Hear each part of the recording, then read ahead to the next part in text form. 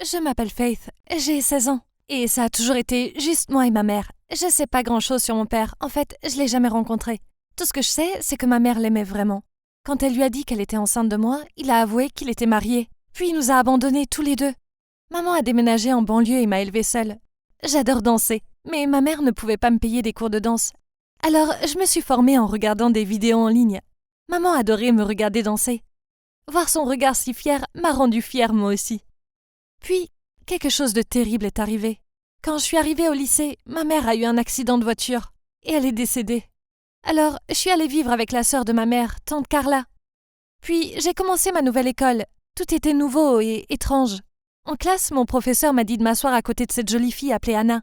Je lui ai souri, mais elle s'est contentée de rire et de se moquer de mon sac à dos. Pendant le reste de la journée, Anna m'a fait des commentaires sarcastiques et tous ses amis m'ont regardée et ont ri. Je me suis sentie si seule. C'était horrible. Ce soir-là, j'ai essayé de me libérer de ma frustration par la danse. Ma tante est entrée et m'a vue tourner dans le salon. Elle semblait impressionnée et m'a dit qu'elle m'inscrirait au centre de danse de la ville. J'étais tellement contente, car cela signifiait que j'allais enfin avoir des leçons professionnelles. Lors de ma première séance, je suis entrée et j'ai vu Anna là-bas. Il s'est avéré qu'elle aussi était danseuse. En me voyant, elle m'a dit « Oh non, pas une autre loser !» Toutes les autres filles ont ri, mais j'ai fait de mon mieux pour l'ignorer, car j'étais là pour apprendre. J'ai remarqué que toutes les autres filles de l'école se réunissaient autour d'Anna et exécutaient ses moindres mots. Je n'étais pas sûre de savoir pourquoi. Avait-elle peur d'elle? Si une fille osait la remettre en question, elle disait des choses méchantes à son sujet. Une fois, je l'ai vue jeter le téléphone d'une fille dans la brousse, parce qu'elle a hésité quand Anna lui a demandé quelque chose. Ma vie à l'école s'est améliorée lorsque je me suis liée d'amitié avec cette fille, Mélanie. Un week-end, une des amies de Mélanie organisait une fête, alors elle m'a invitée aussi. Anna était également à la fête. Et elle n'a pas tardé à annoncer un battle de danse. Tout le monde a reculé, créant ainsi deux côtés et une piste au milieu. Puis la musique a commencé. Anna a commencé à danser en premier. Et quand ce fut le tour de l'autre côté, tout le monde s'est regardé. Et soudain, Mélanie m'a poussée dans la piste. Au début, je suis restée là, confuse. Mais après avoir été acclamée par tous ceux qui étaient de mon côté, j'ai dansé. Tout le monde a applaudi et Anna est partie en trombe. Après, des jeunes que je ne connaissais pas ont commencé à me parler. Je ne me sentais plus aussi nulle. Et c'était grâce à Mélanie et à mon amour de la danse. Je suppose qu'Anna a vu que je lui volais la vedette. Et elle n'a pas aimé ça du tout. Alors, elle a commencé à me jouer de mauvais tours. Un jour, pendant un cours de basket, Anna et certaines de ses amies m'ont lancé un ballon en sortant des toilettes.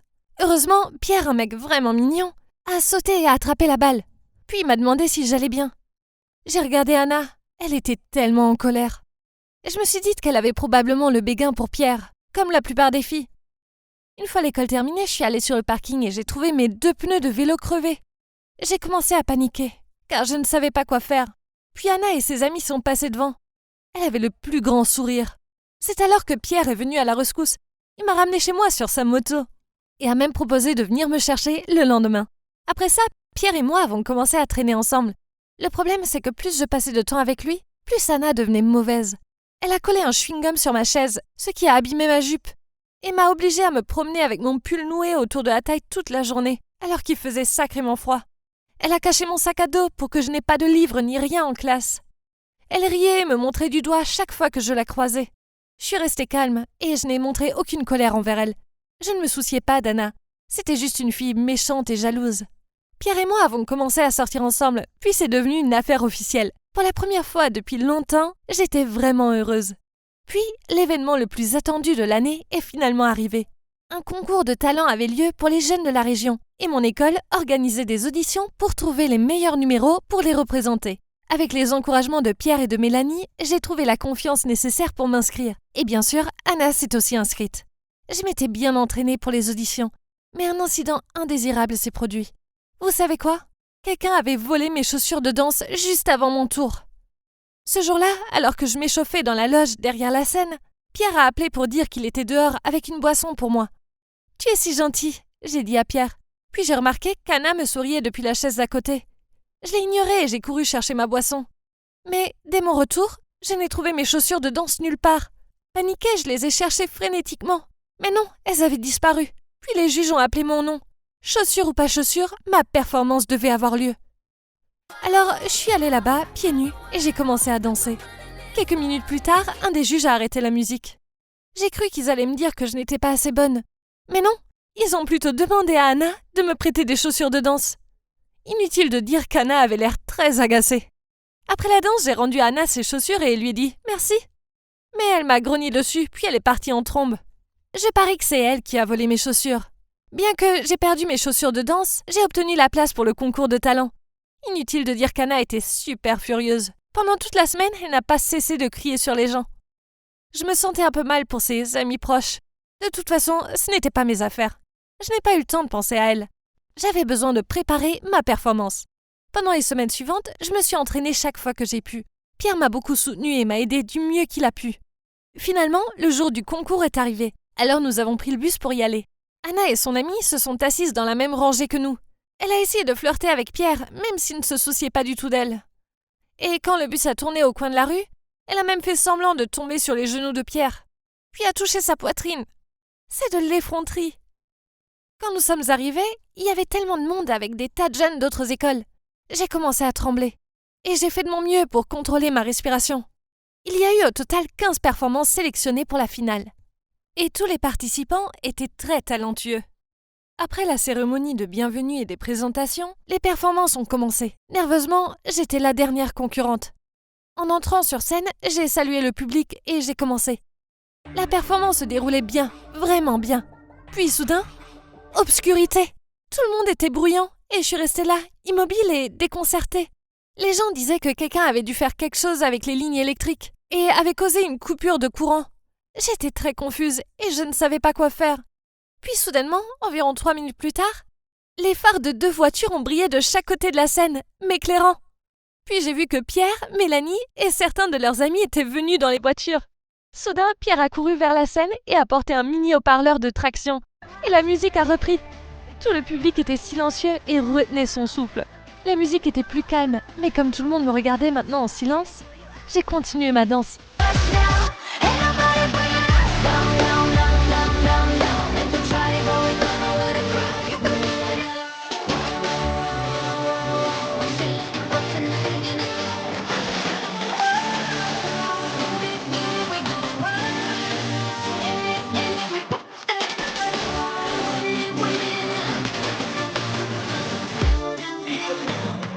J'ai terminé ma performance sous les applaudissements et les acclamations. Et c'est alors que la lumière est revenue. Tout était simplement génial. J'ai été très touchée à ce moment-là. Je suppose que j'ai impressionné les juges car, devinez quoi? J'ai gagné la première place.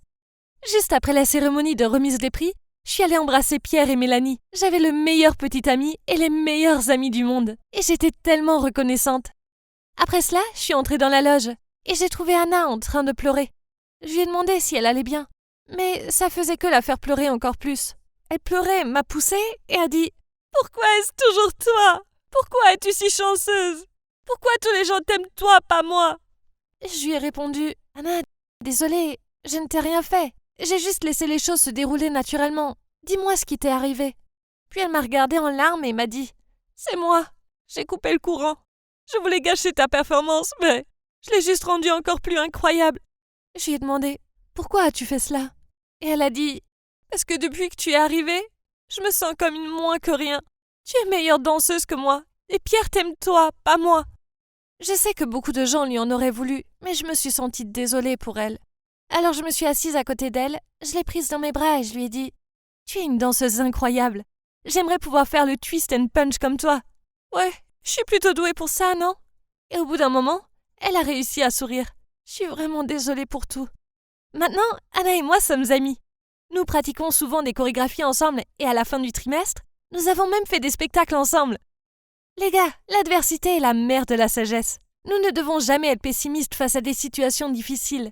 Faisons de notre mieux pour les surmonter. Les résultats ne vous décevront pas. Ma meilleure amie Yasmine est la fille la plus populaire de l'école. Vous savez le genre. Jolie, riche famille, le genre de fille qui a tout. Je suppose que certains diraient que c'est une enfant gâtée. Je veux dire, elle est assez méchante avec les gens. Et ses sautes d'humeur sont tellement imprévisibles. En plus, elle aime s'en prendre à tout le monde. Mais heureusement pour moi, nous sommes amies depuis que nous sommes petites. Donc je savais qu'elle ne me traiterait jamais aussi mal que les autres enfants. Mais elle ne m'a pas vraiment traitée gentiment non plus. En fait, la plupart du temps, je me sentais comme ça bonne. Mais il y avait aussi de bons jours. où elle était la meilleure amie de tous les temps. Elle m'achetait des trucs et m'emmenait même à son country club chic le week-end. Mais quand elle devient grincheuse, oh mon Dieu, j'en ai payé les frais. Elle me criait dessus et se plaignait de chaque petite chose que je faisais. Puis elle me donnait des ordres. J'étais comme sa petite balle anti-stress ou quelque chose comme ça. Une fois, elle a réalisé que ses vêtements de sport étaient mouillés. Alors elle m'a fait échanger avec elle pour qu'elle puisse porter mes vêtements secs. On aurait dit que j'avais fait pipi dans mon pantalon et que tout le monde se moquait de moi. Elle ne m'a même pas défendue. C'était comme si elle m'utilisait pour pouvoir briller encore plus. Chaque fois qu'elle sortait avec des garçons, elle me traînait avec elle, mais ne me le faisait pas savoir à l'avance, pour que je me montre négligée, et qu'ainsi elle soit superbe à côté de moi. Il est clair qu'elle ne voulait pas que j'attire l'attention. Un jour, je me suis maquillée, et elle m'a dit que je ressemblais à un clown. Et puis il y a eu la fois où elle voulait sortir avec ce gars, mais il ne voulait sortir avec elle que si elle amenait une amie pour son frère. Alors elle m'a amenée, et oh mon Dieu! Son frère était tellement bizarre. C'était horrible. Mais je pouvais la gérer et comparer aux autres enfants de l'école qui avaient des problèmes bien pires, j'étais bien. Je me sentais mal pour eux et j'aurais aimé pouvoir lui tenir tête et les protéger, mais je n'étais pas assez courageuse. Pour être honnête, ce n'était pas seulement que je n'avais pas le courage de lui tenir tête. C'était aussi parce qu'il y avait beaucoup trop d'avantages à être son amie. Elle a toujours été généreuse et m'a donné tous ses vieux vêtements, même si elle ne les avait portés qu'une seule fois. Elle avait cette jupe super mignonne. Mais elle a vu une autre fille la porter et me l'a immédiatement donnée. Elle m'a donné une paire de talons hauts toute neuve, qui selon elle lui faisait paraître les jambes grosses. Honnêtement, la plupart de mes jolis vêtements et chaussures venaient d'elle. Et elle me ramenait toujours des cadeaux des vacances de luxe de sa famille. Mais malgré tout cela, je ne pouvais pas ignorer la légère rancune que je ressentais à son égard. Et d'accord, il y a une raison plus importante, pour laquelle je supporte la façon dont elle m'a traitée injustement. Vous voyez, Yasmine a un frère jumeau qui s'appelle Louis. Et j'ai eu un gros béguin pour lui. Sortir avec Yasmine signifiait que je devais voir Louis plus souvent. Comparé à sa sœur, Louis était si froid. Mais parfois il était assez froid, même un peu mystérieux. C'est pour ça qu'ils ne s'entendaient pas vraiment. Yasmine disait toujours des choses méchantes à son sujet dans son dos, des choses comme le fait qu'il était si lamentable et un tel grand-père. Mais une fois j'ai presque tout gâché en traînant chez eux. Louis était en train de se détendre et de jouer de la guitare tout seul sur le patio. Alors j'ai fait semblant de me promener et je l'ai approché et complimenté. Mais Yasmine m'a vue en regardant de la cuisine. Après, elle m'a attrapée et m'a dit « Hé, qu'est-ce que c'était? Est-ce que tu viens de flirter avec mon frère? Ou est-ce que tu as le béguin pour lui? Ne t'avise pas de le faire. Si tu le fais, alors notre amitié est terminée maintenant. » J'ai été tellement choquée par sa réaction que j'ai rapidement nié et dit « Burk, voyons, ton frère est une brute. » J'espérais qu'elle ne s'aperçoive pas que je mentais. Après cet incident, j'ai dit à Yasmine que je devais rentrer chez moi, car j'avais des confections à terminer. Elle a éclaté de rire et m'a dit que le bricolage était pour les losers. Ça m'a vraiment contrariée, parce que j'adorais faire des bricolages, et que mes cousins et les enfants d'à côté m'avaient demandé de commencer à leur apprendre comment faire. Mon unique cousin m'avait même persuadée de commencer à faire des vidéos sur le sujet. Alors même si Yasmine trouvait ça totalement pas cool, j'ai continué et j'ai secrètement lancé une chaîne YouTube pour partager mes vidéos de tutorat sur le bricolage. Les enfants de mon quartier ont tous adoré, et j'ai vite eu pas mal d'abonnés. Puis j'ai fait un pas de plus, et j'ai fabriqué des marionnettes de certains personnages de dessins animés populaires, et j'ai commencé à faire des vidéos de spectacles de marionnettes.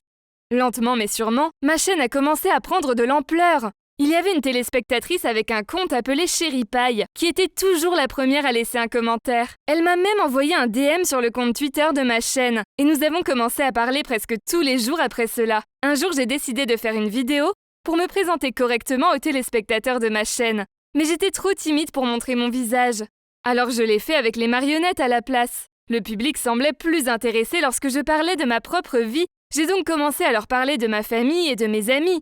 Et bien sûr, cela incluait Yasmine, mais j'ai changé les noms de tout le monde en surnoms amusants. Et j'ai changé un peu ma voix pour que personne ne me reconnaisse. J'ai commencé à parler beaucoup de Yasmine, et de la façon dont elle me torturait, moi et les autres enfants. Je lui ai donné une voix horrible qui ressemblait à un monstre, et j'ai même montré comment elle se moquait de ce que les gens portaient. Je me suis tellement impliquée que j'ai commencé à inventer des choses, comme dire comment elle volait l'argent du déjeuner des autres enfants, leur faisait faire des devoirs pour elle, et leur faisait acheter ses collations à chaque récréation. Elle agissait toujours comme si elle était une sorte de reine. J'ai réalisé combien de sentiments j'avais enfouis au fond de moi au fil des années, Et maintenant, j'avais cet exutoire créatif pour les libérer tous. J'ai même raconté l'histoire de Yasmine, qui s'est fait larguer par son ex-petite amie, et comment elle a essayé de le récupérer et s'est retrouvée sur le pas de sa porte. Il était avec sa nouvelle petite amie, et elle s'est accrochée à sa cheville, en le suppliant de l'inviter à nouveau à sortir avec lui. Yasmine mourrait si elle savait que j'avais partagé ça. Mais je ne pouvais pas m'en empêcher. Après avoir téléchargé cette vidéo, j'ai obtenu tellement de vues et d'abonnés. Il semblait que les gens pouvaient vraiment s'identifier à mes histoires. Mais bizarrement, mon fan numéro 1, Cherry Pie, a disparu. Pour être honnête, elle m'a vraiment manqué. Quelques jours plus tard, à l'école, tout le monde chuchotait à propos de ma chaîne. Et il est vite devenu clair qu'il connaissait mes vidéos. Comment l'avait-il découvert? Mais ensuite, à ma grande horreur, j'ai réalisé qu'il pouvait voir mon uniforme scolaire dans l'une des vidéos. Et tout le monde a réalisé que la méchante dont je parlais était Yasmine. Elle était furieuse à ce sujet et a dit qu'elle allait découvrir lequel de ces losers l'avait fait et faire de leur vie un enfer. J'étais tellement terrifiée que j'ai mis toutes mes vidéos en privé et j'ai même pris quelques jours de congé de l'école car je me sentais si inquiète de ce qu'il se passerait si elle découvrait que c'était moi. Et puis un jour, Cherry Pie m'a soudainement envoyé un DM à nouveau. Je pensais qu'elle allait me demander où étaient passées les vidéos, mais au lieu de cela, elle a dit « On dirait que tu as eu ce que tu voulais. Tout le monde parle de ta chaîne. Et maintenant, tu es enfin sous les feux de la rampe. Oh mon Dieu! Est-ce que cette fille est aussi allée à notre école? Qui était-elle? Ça ne pouvait pas être Yasmine, n'est-ce pas? » J'ai répondu avec une centaine de questions, en demandant qui elle était. Savait-elle qui j'étais? Comment elle m'a trouvé, ce qu'elle voulait? Mais je n'ai pas eu de réponse. Mais quelques heures plus tard, j'ai reçu un message disant « Viens dehors ». Quoi? Comme c'est flippant! J'ai commencé à avoir peur, que j'ai un harceleur ou quelque chose comme ça. J'ai pris un spray au poivre et je suis sortie. Mais au lieu d'une fille folle, Louis se tenait là. Attends, Louis est Cherry Pie. Il a dit qu'il avait découvert ma chaîne. Parce qu'une fois chez eux, j'avais lu les commentaires sur mon téléphone et il était passé derrière moi et avait vu le nom de la chaîne. Il est devenu curieux. Et il a fait un faux compte pour pouvoir regarder mes vidéos. Et c'est alors qu'il a développé un béguin pour moi et qu'il a pris plaisir à les regarder régulièrement. C'était jusqu'à ce que je parle de sa sœur. Et que j'invente toutes ces fausses histoires sur des choses qu'elle avait faites. C'est comme ça que Yasmine a découvert les vidéos. Un jour, elle a emprunté l'ordinateur portable de Louis et l'a vu s'ouvrir sur son écran. Mais au moins, la seule personne qui sait que c'est ma chaîne, c'est Louis. Il a dit qu'il était vraiment déçu de moi. Et qu'il pensait que je valais mieux que ça, puis il a dit qu'il allait supprimer son faux compte. Parce qu'il ne voulait pas être un faux menteur comme moi. J'ai eu le cœur brisé. Comment ai-je pu être une personne aussi terrible? Je ne sais pas quoi faire. Dois-je avouer à Yasmine que c'était moi? Et m'excuser auprès d'elle et de Louis en espérant qu'ils me pardonneront? Ou devrais-je simplement me taire et me concentrer sur le fait de pouvoir me défendre? Et dire à Yasmine que ce n'est pas bien de s'en prendre aux gens? Salut, je m'appelle Arnaud. Je suis en première année de licence et on peut dire que je suis un geek. Enfin, je suis fasciné par les ordinateurs et la technologie, et je fais des études d'informatique. Je suis un mec normal qui préférerait passer son temps libre sur son ordi que de faire la fête. Je me fiche un peu de mon physique. Pour moi, les vêtements ne sont que des vêtements. Alors un t-shirt ample et un jean me conviennent. Je ne suis pas non plus doué pour les relations. Je me renferme et je finis par dire des bêtises. J'imagine que c'est pour ça que je préfère rester dans ma bulle d'informatique. Enfin, c'était jusqu'à ce que je rencontre Camille. Je n'ai jamais eu de petite copine avant, et vu ma maladresse, ce n'était pas étonnant. La première fois que j'ai vu Camille, ça ne s'est pas bien passé. J'étais en retard pour mon travail de groupe à la bibliothèque, alors je courais dans les escaliers et je lui ai rentré dedans alors qu'elle lisait un livre en descendant. Je l'ai regardée, horrifiée, tombant dans les escaliers. Elle s'est fracturée la cheville. Je me sentais tellement coupable et je m'en voulais. Après ça, j'ai essayé d'être le mec sympa qui l'aide. Je lui ai proposé de porter son sac en cours, mais elle a soufflé. « Est-ce que tu pourrais ne pas t'approcher de moi? Je n'ai pas besoin de ton aide, d'accord ?» Puis elle m'a lancé un regard noir. Une autre fois, je l'ai croisée quand elle était assise dans l'herbe, plongée dans sa lecture de Twilight. Alors je lui ai offert un exemplaire signé du 2e livre de la saga. Elle a levé le nez vers moi et m'a dit que ce livre était tellement dépassé. Puis elle est partie. J'imagine qu'elle m'en voulait toujours pour l'accident. Mais la fois suivante où je l'ai vue, elle était en train de lire le livre que je lui avais donné. Elle a ricané en me disant « Ok, c'est en fait un cadeau très sympa, merci ». Après ça, on a commencé à se parler davantage, et je l'aidais même avec ses révisions. Je n'ai jamais rencontré une fille comme Camille. Elle était si délicate, féminine et jolie. Mais tout comme mon truc c'était l'informatique, elle c'était la lecture. Elle adorait lire, et elle avait toujours la tête plongée dans un livre. J'admirais ça chez elle, une fille qui lit autant qu'elle devait avoir une belle âme. Je suis tombé amoureux d'elle, mais vu comme je suis maladroit, je ne pensais pas avoir une chance. Puis une fois, après l'avoir aidée à réviser, elle s'est penchée pour m'embrasser. Croyez-moi, personne n'a jamais été aussi choqué. Peu après ça, on est devenu officiellement un couple, et au début, tout se passait bien.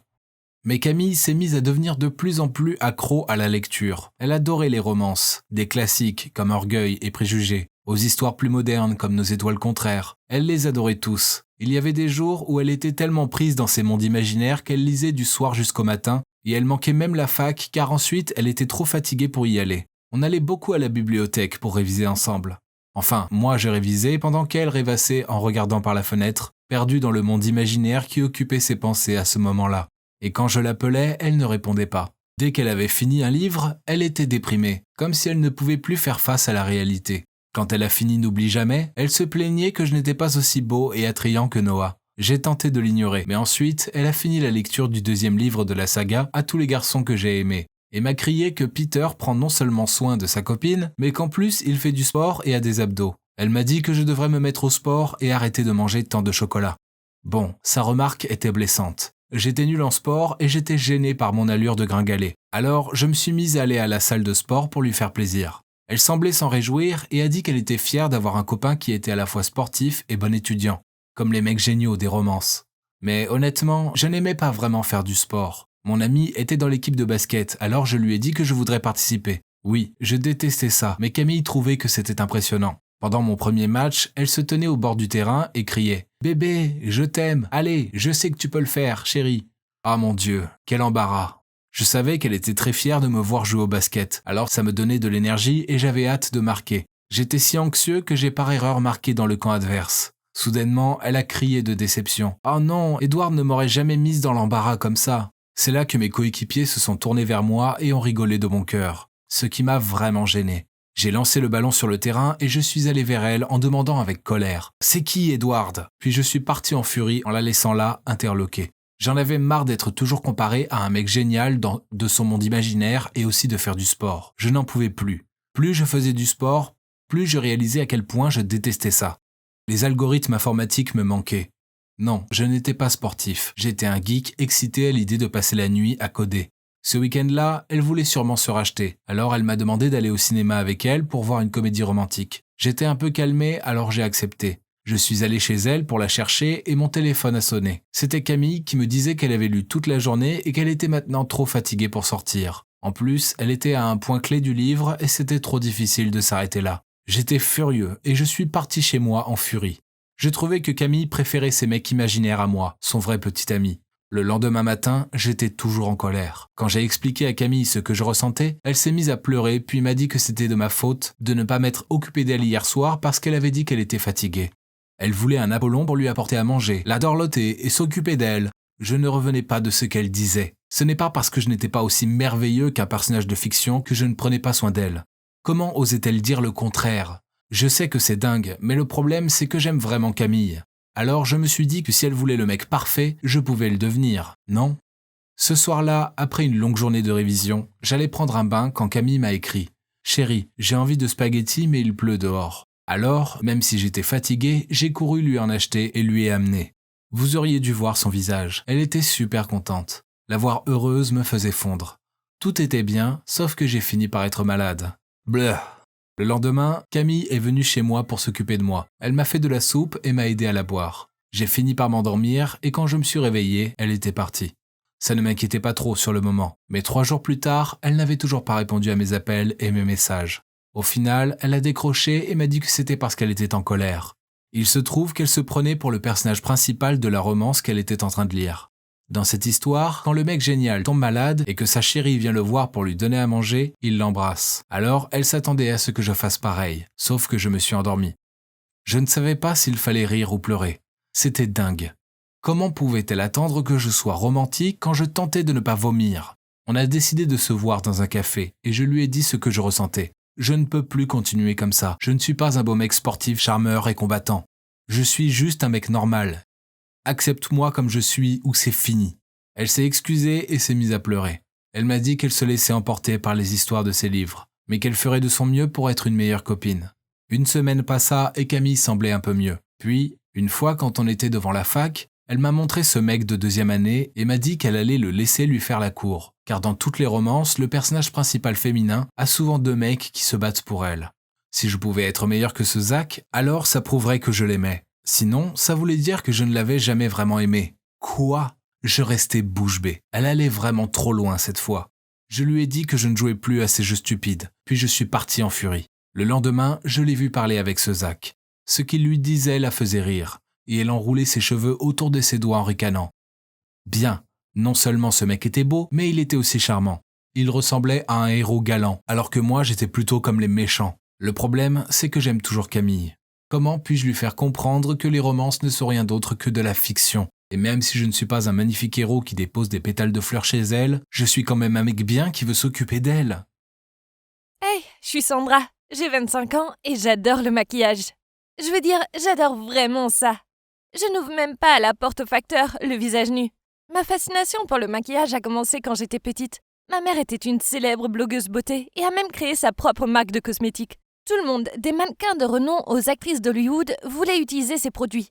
À l'époque, l'industrie était différente. Il ne s'agissait pas de YouTube et de différents canaux médiatiques. Au lieu de ça, des gens comme ma mère devaient emprunter des voies différentes pour promouvoir leurs produits.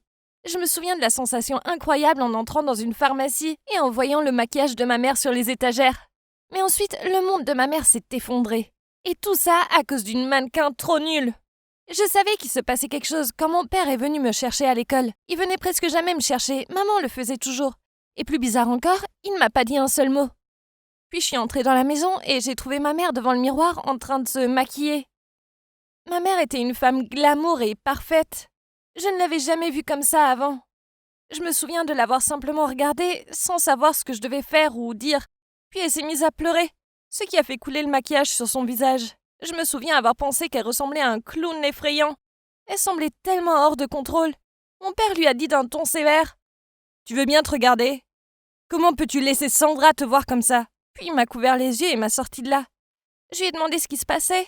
Il a soupiré. Il m'a raconté comment une mannequin avait eu une mauvaise réaction au produit pendant la retransmission en direct sur le web de ma mère et que maintenant elle se faisait soigner à l'hôpital dermatologique. Elle a rejeté la faute sur les produits cosmétiques de ma mère, ce qui signifiait que les équipes de presse et la police étaient désormais impliquées. À présent, l'industrie de la beauté boycottait la gamme que ma mère avait travaillé si dur à créer. Le lendemain, après l'école, ma mère semblait de bonne humeur.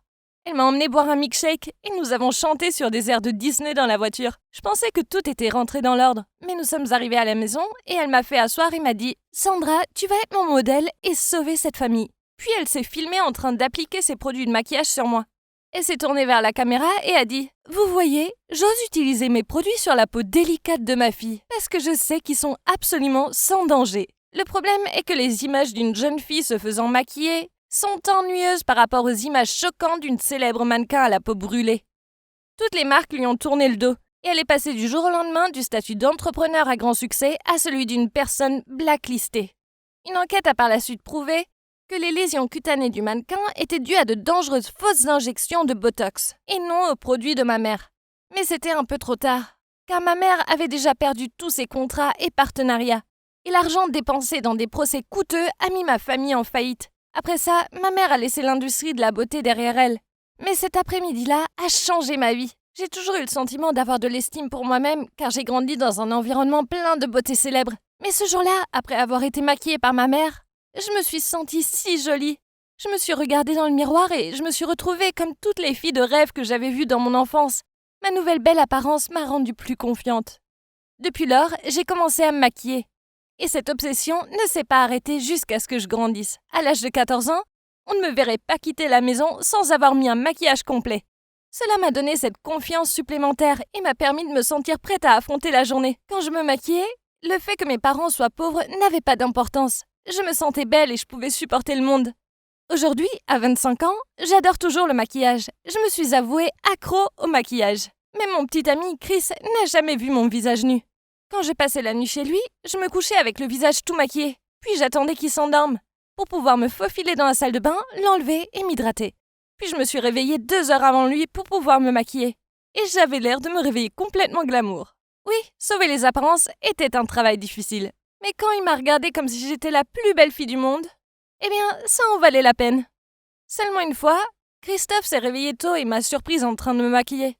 J'ai complètement paniqué et je me suis immédiatement couvert le visage avec mes mains et j'ai crié « Non, ne me regarde pas, je suis hideuse !» Il a ri et m'a dit « Ne sois pas bête, un peu de maquillage ne change rien au fait que je t'aime et que je pense que tu es la plus belle fille qui existe. » C'était gentil et tout, mais je lui ai quand même crié dessus jusqu'à ce qu'il quitte la pièce pour que je puisse finir mon maquillage. Ces mots m'ont fait réfléchir. M'a-t-il vraiment aimé? Nous étions ensemble depuis 2 ans, mais il ne m'avait jamais vu avec un visage frais. Alors, comment pouvait-il savoir s'il m'aimait si je ne le portais pas? Je ne pouvais pas m'empêcher d'y penser. J'avais besoin de savoir s'il m'aimait vraiment pour moi ou pas. Alors j'ai enlevé tout mon maquillage. Oui, même mon gloss transparent. Puis j'ai attaché mes cheveux et mis des vêtements décontractés et une paire de baskets. Je me tenais juste derrière lui dans son café préféré. J'hésitais à m'asseoir à la table où il était assis. Et j'étais confuse quant à la façon de parler. C'est alors qu'il m'a regardé tout en faisant défiler son téléphone et m'a dit « Oui, vous pouvez prendre ce siège, car je vais bientôt partir. » Il ne m'a pas reconnue. Intéressant. Je me suis assise devant lui en faisant semblant d'être une fille timide et mignonne. Et j'ai doucement entamé une conversation. J'ai essayé de varier le ton de ma voix pour demander ce que je devais commander. Et ça a marché. Il a complètement pensé que je n'étais qu'une fille quelconque. Après avoir discuté pendant une éternité, je lui ai dit « Je vois que tu n'as pas vraiment besoin de partir bientôt, hein ?» Il m'a souri et m'a complimenté sur mon côté mignon. Je me suis sentie beaucoup plus sûre de moi. Alors, je voulais prendre le courage de lui dire que j'étais sa petite amie. Mais soudain, il a souri et m'a dit « Si tu n'as pas de petite amie, je me demande si j'ai une chance de te connaître. » Quoi? Il était toujours en relation avec moi? C'est incroyable! Un autre plan m'est venu à l'esprit. Alors j'ai essayé de rester calme et j'ai répondu timidement « J'aimerais bien ça. » Après ça, j'ai commencé à vivre 2 vies différentes. Lorsque je me suis maquillée et que je suis devenue énergique et séduisante, Christophe m'a complimenté sur ma beauté et mon charme, et m'a fièrement montré à ses amis. Mais quand je suis apparue avec un visage nu et que j'ai fait la timide, il a dit qu'il aimait le fait que j'étais douce et rustique et qu'il pensait que les filles qui se maquillaient toute la journée étaient tragiques. Tragiques? Comment ose-t-il? Il mentait en disant qu'il sortait avec ses amis pour pouvoir passer plus de temps avec moi sans maquillage. Puis il m'embrassait avec du maquillage et me disait qu'il aimait mon côté glamour et que j'étais la seule fille pour lui. Ouais, c'est vrai. Je n'arrivais pas à croire à quel point ce type était faux. Là, je pensais qu'il m'aimait. Mais maintenant, il me trompait avec moi. Un playboy comme lui ne méritait aucune version de moi. Alors, il était temps de se venger. Alors, quand il a demandé à ma version non maquillée de partir pour un voyage, j'ai timidement accepté. Je savais qu'il voulait juste piéger une fille innocente dans son lit. Mais je suis pas une fille ordinaire de toute façon. Alors qu'il se détendait dans la piscine, j'ai timidement dit que je prendrais une douche et que je l'attendrais à l'intérieur. Et je jure que j'ai vu ses yeux briller comme une pie. J'ai couru dans la salle de bain pour mettre la douche en marche. Puis j'ai laissé mes vêtements éparpillés sur le sol. Et je me suis faufilée dans la chambre voisine que j'avais réservée pour la nuit. Là, je me suis transformée en moi maquillée. Puis je suis revenue en sonnant à la porte. Évidemment, il a dû se dépêcher de sortir de la piscine pour ouvrir la porte. Et quand il m'a vue, il est devenu si pâle. Je suis entrée dans la chambre. J'ai traversé calmement la luxueuse pièce et j'ai ramassé toutes les traces d'adultère que j'avais auparavant éparpillées sur le sol. La robe d'été, le bikini et même de la lingerie. Puis, je les lui ai toutes jetées. Il était incapable de dire un mot et a paniqué quand j'ai continué à marcher tout droit vers les toilettes, où il y avait le bruit de la douche qui versait de l'eau, en disant calmement « La personne que je dois frapper est à l'intérieur, n'est-ce pas ?» Il a paniqué et s'est précipité entre moi et la porte. « Ça ne vaut pas la peine que tu agisses, chérie. Elle n'est rien, tu sais que tu es ma seule. » J'ai demandé « Elle est belle ?»« Non, elle est ennuyeuse et démodée. Pas comme toi. » Je l'ai repoussé et j'ai ouvert la porte pour entrer. Il s'est mis à paniquer juste derrière moi et s'est figé alors que sa maîtresse était introuvable dans la vapeur de la douche chaude. Il a probablement pensé qu'elle s'était échappée d'une manière ou d'une autre et lui a au moins sauvé la vie. Je suis tout de même entrée et je me suis déshabillée et je me suis mise un peignoir devant lui. Puis je me suis dirigée vers le miroir et j'ai commencé à me démaquiller. Il était toujours aussi audacieux et effronté. « Je t'ai complètement berné. Y a pas de fille. C'est mon plan pour t'amener ici. Profitons de la nuit, bébé. » Il a vraiment un talent pour le mensonge. Je viens d'enlever en silence tout le maquillage de mon visage. « Je t'ai jamais vu te démaquiller. Ce soir sera vraiment génial, » dit-il, en s'approchant pour me serrer dans ses bras par derrière. J'ai fini par attacher mes cheveux et essuyer la vapeur sur le miroir avec ma main. Et j'ai dit « Alors, avec qui tu veux dormir ce soir ?» Il a regardé dans le miroir pour voir un autre moi et a crié d'horreur, s'enfuyant comme s'il avait vu un fantôme. Cette nuit-là, je suis restée avec jubilation dans cette chambre d'hôtel de luxe. Et j'ai apprécié le premier jour de ma vie de célibataire. Le maquillage est ma passion et mon passe-temps, et je ne le changerai pour personne. Surtout pas pour ce genre de gars. Mais je réalise maintenant que je mérite de trouver un mec qui m'aime inconditionnellement. Que je sois la version glamour et maquillée de moi, ou simplement la version timide et libre de mon maquillage. Salut, je m'appelle Olive, et à seulement 23 ans, j'ai décidé d'en finir avec l'amour. Pourquoi, vous demandez-vous? Eh bien, parce que tous les mecs sont des abrutis, des menteurs et des escrocs. Ils sont comme des pilles. Ils cherchent toujours quelque chose de neuf et scintillant. Alors, votre copain n'est pas comme ça? Ouais, peu importe. J'ai déjà entendu tout ça. J'y croyais moi aussi avant. Croyez-moi. Mais même si c'est énervant d'entendre que tous les mecs sont les mêmes, je vais vous dire pourquoi. Tout a commencé au lycée, quand j'avais un gros coup de cœur pour ce mec, Xavier. Il était si parfait, beau et talentueux. On s'est rapprochés grâce à notre amour pour la musique et on était à la chorale du lycée ensemble. Chaque musicien a une muse, n'est-ce pas? Je pensais que j'étais la seule muse de Xavier et que personne ne pourrait me remplacer. À mes yeux, il ne pouvait rien faire de mal. Être avec lui me donnait des papillons dans le ventre et j'avais hâte d'aller à la fac avec lui et qu'on partage notre vie. Mais ensuite, je l'ai vu dans la salle de musique, en train d'embrasser une autre fille. Je me sentais brisée et suis partie en courant. Je ne comprenais pas pourquoi un mec qui était censé se soucier de moi pouvait me faire aussi mal. Je suis devenue une version zombie de moi-même. Je ne mangeais quasiment plus, et je ne voulais plus retourner en cours car je voulais pas le voir avec elle. Au final, ma mère s'inquiétait tellement pour moi qu'elle a accepté que je change d'établissement. Le problème, c'était que même si c'était un nouvel établissement, c'était toujours rempli d'abrutis. J'ai commencé à sortir avec ce mec, Justin, puis ensuite il a rompu avec moi pour ma copine Rose. Il fallait que je supporte d'être assise seule à la cantine, en les voyant se donner des cuillères de yaourt. Burk. Je pensais qu'aller à la fac changerait ma malchance avec les mecs, et qu'ils seraient plus matures dans les relations. Mais non, il se trouve que mon premier copain de fac, Thomas, jouait un double jeu avec moi depuis le début. J'attirais vraiment les mauvais garçons. Alors j'ai décidé de m'en servir à mon avantage. En fait, leur comportement odieux est tellement prévisible que j'ai réussi à bâtir ma carrière avec eux. Donc, après avoir eu mon diplôme d'université dans l'administration du commerce, j'ai convaincu ma famille de me prêter de l'argent pour monter mon entreprise Piège amoureux. Est-ce que vous voulez savoir si votre copain est fidèle ou pas? Eh bien, mon entreprise peut vous aider avec ça. Embauchez-moi et je vais vous dire si vous perdez votre temps avec ce charmant mec. Ou si c'est une perle rare. Ce n'est pas un service d'enquête, ni une entreprise du genre piège à miel. Non. Au lieu de ça, j'aide mes clientes à savoir si leur partenaire est fidèle ou pas, avant même qu'il ait une liaison avec quelqu'un. Pourquoi perdre votre temps avec un homme qui regarde ailleurs? C'est vraiment simple. Si votre partenaire aime les grandes brunes, alors j'enverrai une belle fille qui correspond à cette description là où il se trouvera. Évidemment, il y a plusieurs packs que vous pouvez choisir selon votre budget. Par exemple, le premier niveau offre une brève rencontre dans un lieu choisi, alors que le niveau 3, c'est la totale. Croyez-moi, peu de mecs peuvent résister à une femme super sexy. Si votre copain a réussi notre challenge, félicitations. Mais si ce n'est pas le cas, alors on aura des photos, des vidéos et des messages pour vous le prouver. Bien sûr, l'anonymat de mes clientes est très important pour moi. Donc, si on pose des questions à mon équipe de filles, elles n'iront être employées et par qui? Et elles n'iraient jamais au-delà des limites ni ne s'autoriseraient d'avoir des sentiments naissants pour le mec. Aussi fou que ça puisse paraître, je m'en sortais vraiment bien avec ce boulot. Le commerce battait son plein, et même si ce n'était pas rigolo quand mes clientes fondaient en larmes, quand je leur tendais les photos de leur mec en train de flirter avec une de mes filles, mettre à nu un mec infidèle m'apportait satisfaction. Puis tout a changé quand Amélie est arrivée à mon bureau. Elle semblait une cliente normale au début. Elle aimait son copain, mais elle n'était pas sûre et certaine de pouvoir lui faire confiance. Un cas normal et ennuyeux. Du moins, je le pensais avant d'ouvrir le dossier avec les infos sur son copain. Et là, il y avait une photo de Xavier qui me fixait. Waouh, je ne m'attendais pas à ça. Mais j'ai gardé mon calme. J'ai gentiment souri à Amélie en lui disant « Je m'en occupe », comme si j'allais refuser et perdre une grosse somme d'argent juste parce que Xavier était mon ex.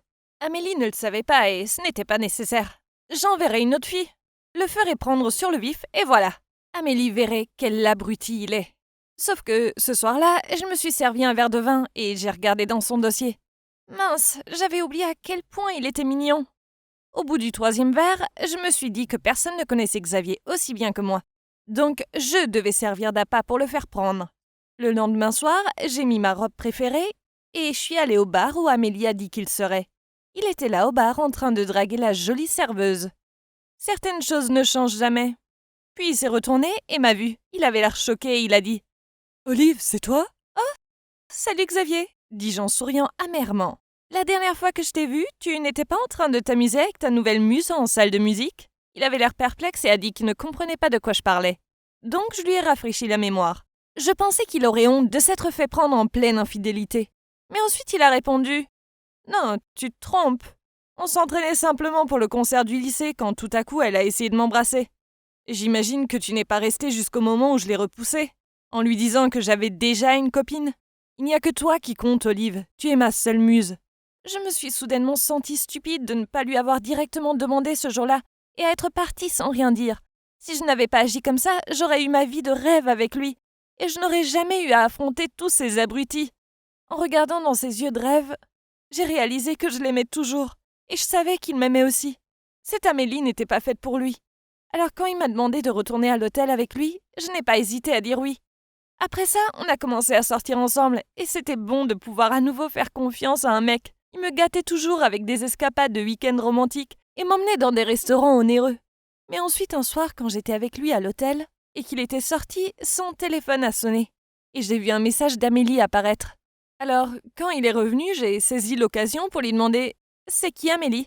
Il m'a touché la main en me disant que c'était juste une idiote et qui se forçait à sortir avec elle pour que la société de son père l'embauche sur un gros poste. Il a promis qu'à la fin de son contrat, il ne lui parlerait plus. Je n'avais pas cru Xavier une seule fois avant, et je n'allais pas recommencer. Il fallait que je l'aide dans ses affaires. Alors, quand Amélie est revenue à mon bureau, j'ai souri en disant « Félicitations, Xavier est un mec bien. »« C'est vrai, » dit-elle en levant un sourcil, puis en jetant sur la table devant nous une pile de photos. Il y avait des photos de Xavier et moi au bar, au centre commercial, à notre dernière petite escapade, et dans l'entrée d'un hôtel. Quel choc! Il se trouve qu'Amélie n'était pas aussi naïve que je le pensais. Elle m'a crié dessus en disant « Est-ce que votre commerce a une règle autorisant d'aller dans des hôtels avec le copain d'une cliente pour le challenger? Préparez-vous à aller au tribunal, bande d'escrocs !» Elle est partie, je restais là à trembler de peur. J'allais perdre ma société. Et tout était de ma faute. Mais au moins, j'avais Xavier. L'amour de ma vie. Non. Je l'ai appelé en larmes et j'espérais qu'il me rassurerait. Au lieu de ça, il a crié « Tu as tout gâché, espèce de tocarde! Comment as-tu pu laisser Amélie être au courant de ta liaison gênante? Tu penses vraiment que je quitterai une fille bien comme Amélie pour quelqu'un d'horrible comme toi? Prépare-toi pour le tribunal, car mon témoignage te fera du tort. Maintenant, j'ai ruiné ma carrière et ma fierté en a pris un gros coup. Je suis épuisée et à bout, et mon dernier espoir en l'amour s'est évaporé pour toujours. Mais pire encore, je ne me fais pas confiance. Je déteste le fait que je sois tombée sous le charme de Xavier, non pas une fois, mais deux.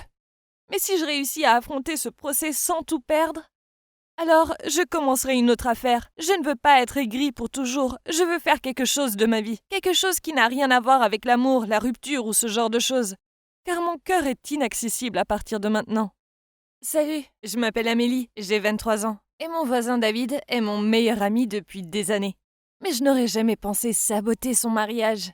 Jamais. Le truc, c'est que je pensais que c'est moi qui épouserais cet homme. Enfin, s'il n'y avait personne de mieux. David a 2 ans de plus que moi, mais à l'époque, je n'étais pas une fille féminine. En fait, je préférais largement traîner avec les garçons et jouer au basket. Alors on est vite devenus meilleurs amis. Mais quand j'ai eu l'âge de la puberté, mon apparence est devenue importante à mes yeux. Alors je me suis mise à faire des efforts et me comporter davantage comme une femme. De ce fait, les garçons ont commencé à me remarquer. David y compris. Une fois au lycée, il m'a demandé de sortir avec lui. Mais j'ai simplement rigolé en lui disant d'arrêter de blaguer. En d'autres mots, je l'ai rejeté. C'était bien de savoir que je l'avais sous le coude. Mais à ce moment-là, je ne voulais pas sortir avec lui. Pourquoi aurais-je voulu alors que je pouvais avoir n'importe quel mec du lycée? Après ça, il faisait quasiment tout ce que je lui demandais. Il me traitait comme une princesse et me suivait partout. Mince, on était si proches qu'on blaguait avec ma famille en disant qu'on finirait par se mettre ensemble. Quand je suis allée étudier en Europe pendant 3 ans, David était toujours là pour moi quand j'avais des périodes difficiles ou des ruptures. Être dans un autre pays impliquait que je ne parlais pas aussi souvent à David qu'avant. Mais je savais que si j'avais besoin de lui, j'avais simplement à claquer des doigts pour qu'il apparaisse. Dès que je rentrais pour les vacances, il venait toujours me chercher à l'aéroport. Alors, quand j'ai terminé mes études et que je suis rentrée pour de bon, je pensais qu'il viendrait me chercher avec un énorme bouquet de fleurs dans les mains. Mais non, Il n'est pas venu. Il n'y avait que mes parents qui m'attendaient. Sur le chemin de la maison, je boudais. J'étais en colère contre David. Comment osait-il me poser un lapin? Voyant ma mauvaise humeur, ma mère m'a demandé « Chérie, qu'est-ce qu'il y a? Tu n'es pas contente d'être rentrée ?» J'ai marmonné « Si, mais je suis pas contente que David ne soit pas venu me chercher. » Ma mère a dit tout naturellement « Ah oui, mais j'imagine qu'il est occupé par les préparatifs du mariage. Je suis sûre qu'il a juste oublié. » Je me suis redressée sur mon siège. « Quoi? Un mariage? Le mariage de qui ?» Ma mère parut surprise. « Il ne te l'a pas dit? » « Oh, il doit être très occupé, le futur marié. Ma chérie, c'est David qui se marie. » Je me suis sentie très mal, comme si on m'avait trompée. D'accord, je ne l'aimais pas, mais ce n'est pas la question. Comment une fille a osé s'approcher de lui et me le prendre? Je suis rentrée et j'ai vu David marcher à toute allure sur le trottoir. Il m'a vue et m'a fait coucou avec enthousiasme. J'ai couru vers lui en criant « Pourquoi tu ne m'as pas dit que tu te mariais ?» Il a souri et a répondu « Désolée, Amélie, je voulais te l'annoncer en face à face, car j'ai une question importante à te poser. » Il avait l'air si sérieux. Puis il a mis la main dans sa poche. Oh my God! Est-ce qu'il allait me demander en mariage? Est-ce que ça avait été une farce depuis le début? Mais non, il a sorti une boîte de pastilles à la menthe et me l'a offerte. À ce moment-là, une fille est sortie de chez lui pour lui apporter un café. Il a mis ses bras autour de sa taille et l'a embrassée sur le front. Burke! Amélie, tu te souviens d'Émilie, non? Elle était avec toi à l'école. C'est ma fiancée. On voudrait te demander d'être notre témoin. Émilie a ajouté « En fait, il voulait que tu sois son témoin. Car on sait tous que vous êtes très proches. Mais ça serait un peu bizarre, tu penses pas? » Je me tenais là, sans voix, la bouche grande ouverte. Non, je ne me rappelle pas avoir été en classe avec cette Émilie. Et je ne voulais pas être sa fichue demoiselle d'honneur. David a plaisanté. Tu n'es pas hyper contente pour moi? Je sais que tu as adoré. C'est pour ça que je ne t'ai rien dit avant maintenant. Pour voir ta réaction inattendue. Je n'avais aucune réaction. Je ne savais littéralement pas quoi dire. Et je me tenais là, immobile, en réalisant que le mec sur qui j'avais toujours compté était maintenant avec quelqu'un d'autre, et j'étais censée les aider avec leur fichu mariage. J'essayais d'être contente pour eux, mais j'avais envie de vomir. Maintenant, à chaque fois que je voulais voir David, il y avait Émilie en embuscade. Et ils se parlaient toujours avec une voix super aiguë, sans parler qui s'embrassaient et s'enlaçaient toutes les 5 secondes. Je n'en pouvais plus de les voir roucouler. Alors j'ai décidé d'élaborer quelques farces diaboliques. D'abord, je n'ai pas arrêté de demander à Émilie de manger avec moi au fast-food, car je lui ai dit que ça me manquait après avoir été à l'étranger pendant si longtemps. Mais la véritable raison était que je voulais qu'elle prenne du poids rapidement et qu'elle ne rentre plus dans sa robe de mariée. Et j'ai réussi. Quand on est allé dans la boutique de robes, toutes les robes qu'Émilie essayait ne lui allaient pas. La seule qui lui allait était moche et très démodée. En voyant sa moue boudeuse, j'étais heureuse au fond de moi, jusqu'à ce que David accourt vers elle pour la rassurer. Il l'a complimentée en disant que c'était la plus belle femme au monde, peu importe ce qu'elle portait et qu'il avait beaucoup de chances de l'épouser. Ah, j'avais vraiment envie de vomir. Quelques jours plus tard, Émilie a fait sa fête d'enterrement de vie de jeune fille. Vu que l'endroit était proche de chez moi, Émilie et ses amis ont décidé de venir se préparer chez moi avant la fête. Même si je trouvais ça ennuyeux au début, j'ai ensuite réalisé que c'était l'occasion parfaite pour une autre farce. Cet après-midi-là, quand elles étaient toutes en train de se maquiller et de s'habiller, j'ai proposé d'aider Émilie à repasser sa robe, car je repassais la mienne. Elle a accepté et m'a donné la robe. J'ai discrètement monté la température du fer, et sa robe de soie a brûlé en un instant. J'ai crié en faisant mine que c'était un accident. Émilie et ses amis ont accouru immédiatement. Elles étaient choquées de voir la robe complètement ruinée. Je me confondais en excuses, et je voyais les yeux d'Émilie se remplir de larmes. « Tu es sûre que tu ne l'as pas fait exprès ?» me demanda soudainement une amie d'Émilie. Puis tout le monde m'a regardé méchamment. « Non, ne dis pas ça, Amélie voulait seulement m'aider, » dit Émilie en larmes. Mince, pourquoi était-elle si gentille? Après ça, elle a appelé David. Elle pleurait désespérément et lui racontait tout. Et seulement une demi-heure plus tard, David est venu et a tendu une robe flambante neuve à Émilie, encore plus belle que la précédente. Émilie a enlacé David, l'a embrassé sur la joue et n'arrêtait pas de dire qu'il était le meilleur. Burk. Soudainement, une des amies d'Émilie a murmuré quelque chose du genre « Émilie a tellement de chance d'avoir David comme fiancé. C'est pas comme Charles, qui est vraiment inutile. » Donc Charles était l'ex d'Émilie, c'est ça? Je me demandais s'il voulait lui aussi briser leur mariage. Alors j'ai fait des recherches en ligne et j'ai facilement trouvé Charles. Puis je lui ai écrit en lui disant que j'étais la demoiselle d'honneur d'Émilie et que j'avais quelque chose de très important à lui dire sur elle. Il a accepté de me voir dans un bar en ville. Première impression, ce mec est plutôt mignon. Il se trouve que cette sainte nitouche d'Émilie a bon goût en termes de mec. En étant assise à côté de lui, j'ai remarqué que Charles avait beaucoup bu. Mais je m'en souciais pas sur le moment. Je lui ai fait mon regard le plus convaincant et je lui ai dit « Émilie a encore des sentiments pour toi et maintenant elle hésite à se marier. » Au début, il ne disait rien. Il continuait de boire. Mais soudainement, il s'est levé et a dit qu'il devait lui avouer qu'il l'aimait tout de suite.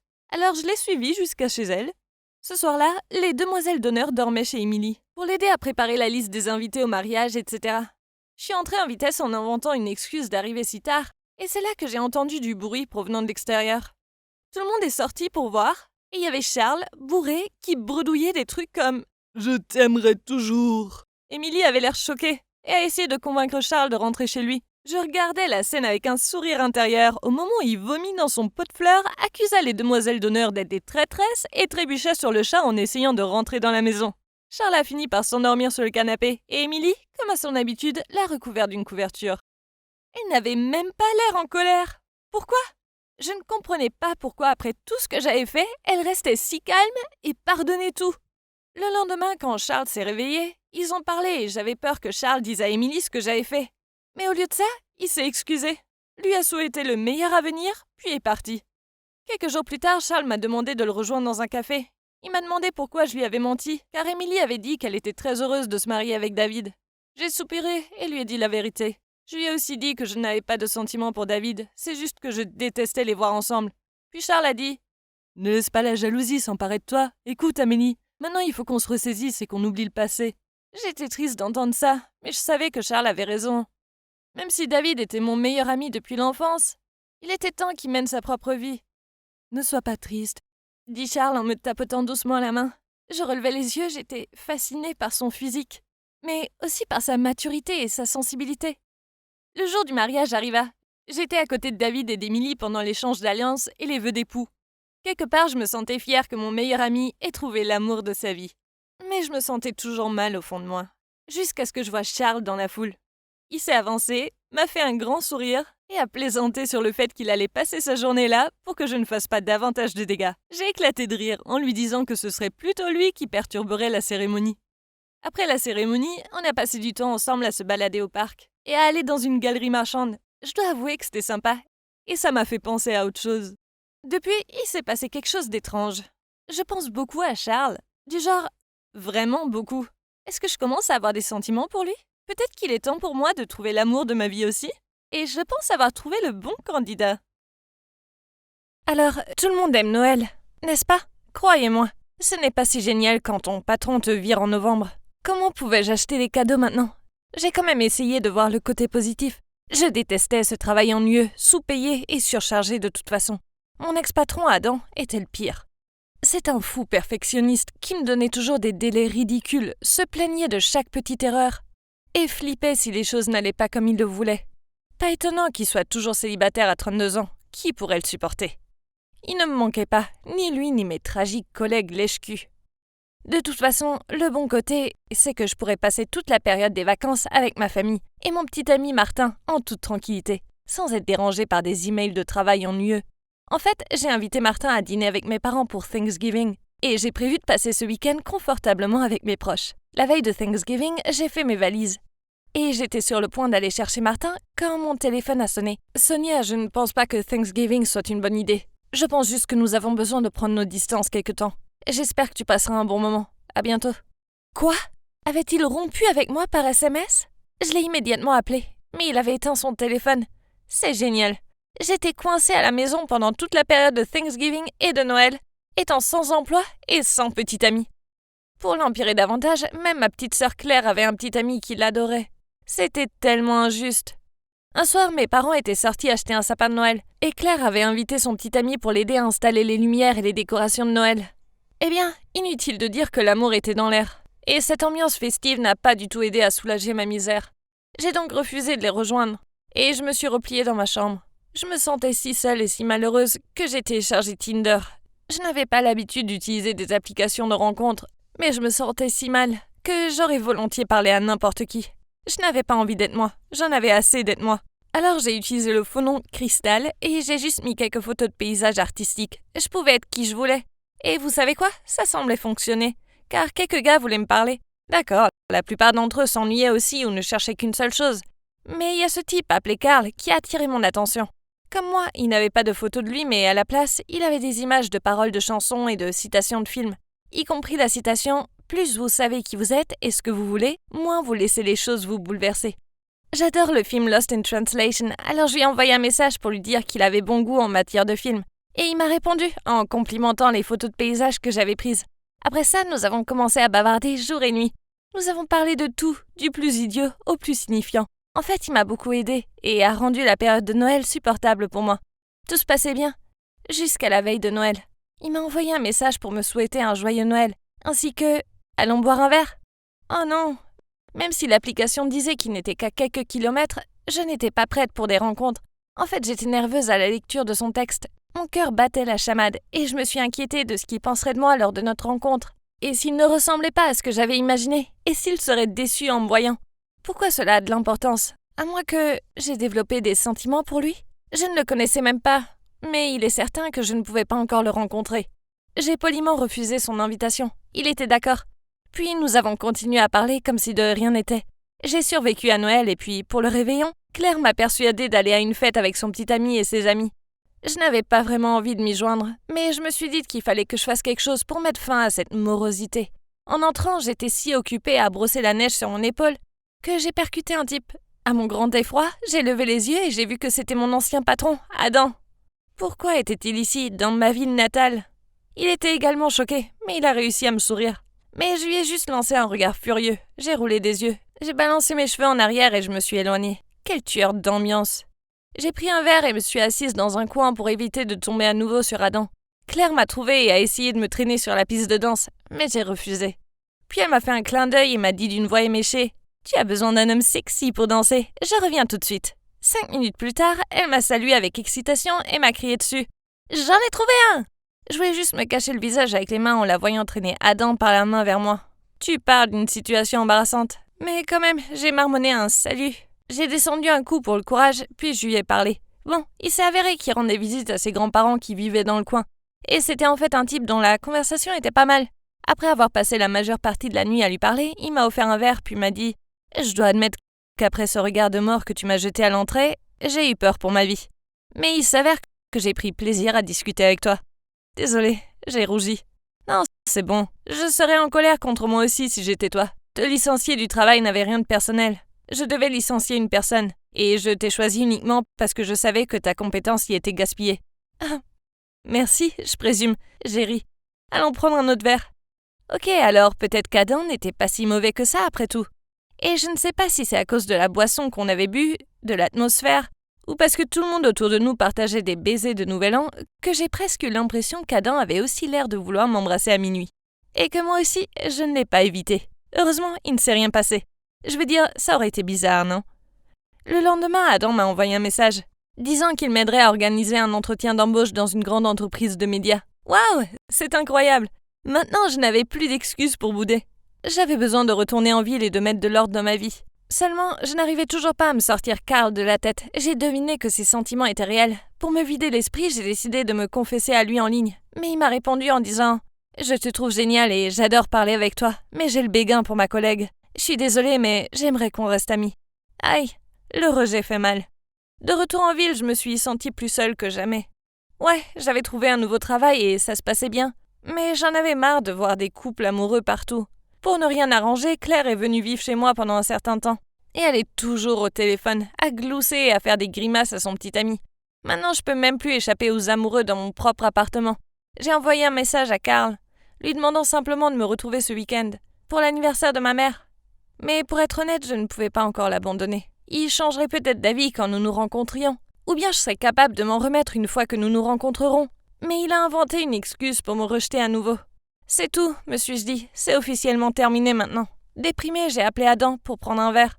Il est arrivé en ayant l'air plutôt mignon. Mais la piqûre du rejet était toujours présente à mon esprit. Je me suis confiée à Adam. Et je lui ai demandé s'il pensait que Carl était un idiot de m'avoir rejeté. Adam a renversé son verre sur la table et s'est tourné vers moi pour me dire « C'est toi qui es idiote. Pourquoi tu cours stupidement après un gars en ligne? Il n'est peut-être même pas réel. C'est peut-être un pervers de 60 ans. Pourquoi tu n'ouvres pas les yeux et tu regardes devant toi ?» Puis il s'est levé, m'a pris dans ses bras et il a essayé de m'embrasser. « Quoi ? J'étais tellement en colère que je me suis éloignée de lui et je l'ai giflé avant de partir. Il était censé être mon ami, pas un type qui ne cherche qu'une chose. J'étais tellement blessée que j'ai pleuré en envoyant un SMS à Carl pour lui raconter ce qui venait de se passer. Mais il n'a pas répondu. Le lendemain, je me suis réveillée avec la tête qui tourne et les yeux gonflés. J'ai vérifié mon téléphone, Adam m'avait appelé, mais rien de Carl. Il devait être trop occupé avec sa collègue de travail, hein. Soudain, j'ai entendu frapper à la porte. Ma sœur a répondu et m'a dit que c'était Adam. Je suis sortie à contre-cœur pour le voir. Je veux dire, je suppose que j'avais besoin de l'écouter au moins. Il se tenait là, l'air penaud, comme il a dit. Je suis vraiment désolée pour hier soir, Sonia. J'étais légèrement ivre et je suppose que j'ai mal lu les signaux. Pour ce que ça vaut, je pense que ce Carl est un idiot de t'avoir laissé partir. Tu es incroyable. Je n'étais pas d'humeur à lui parler, alors je lui ai dit que c'était bon, puis je lui ai dit de partir. J'ai fermé la porte et je me suis jetée sur le canapé. Puis environ 10 minutes plus tard, il y avait de nouveau quelqu'un à la porte. J'ai ouvert et il y avait Adam. Mais cette fois, il avait changé de tenue. Confus, j'ai râlé. « Qu'est-ce que tu veux d'autre ?» Puis il m'a poliment salué. « Bonjour Crystal, laissez-moi me présenter. Je suis Carl, nous parlons depuis des mois. Je pense que si tu y penses plus, vous saurez qui vous êtes et ce que vous voulez, moins vous laissez les choses vous bouleverser. » Je l'ai regardé bouche bée. Il venait de citer Lost in Translation et il m'avait appelé Crystal. Puis la réalité m'a frappée. Oh mon Dieu! Tout ce temps, Adam était Carl! Je l'ai traîné à l'intérieur. On s'est assis sur le canapé et on a discuté de tout ça. C'est tellement irréel. Il s'avère que le gars que je poursuivais est littéralement juste devant moi. Quelle ironie! J'étais si heureuse que je l'ai embrassé. Et je me suis effondrée en pleurant, en m'excusant. À ce moment-là, ma sœur est sortie de la cuisine, nous a regardés et elle a ri. Tiens, n'est-ce pas l'affreux patron qui t'a viré? Mais surtout, n'est-ce pas le type que je t'ai amené à la fête du Nouvel An? Vous me devez une fière chandelle. Nous avons tous éclaté de rire. Alors oui, après une saison de vacances horrible, je pouvais enfin commencer une nouvelle année prometteuse avec un super boulot et un nouveau petit ami plutôt génial. Je suppose que les choses finissent toujours par s'arranger, non?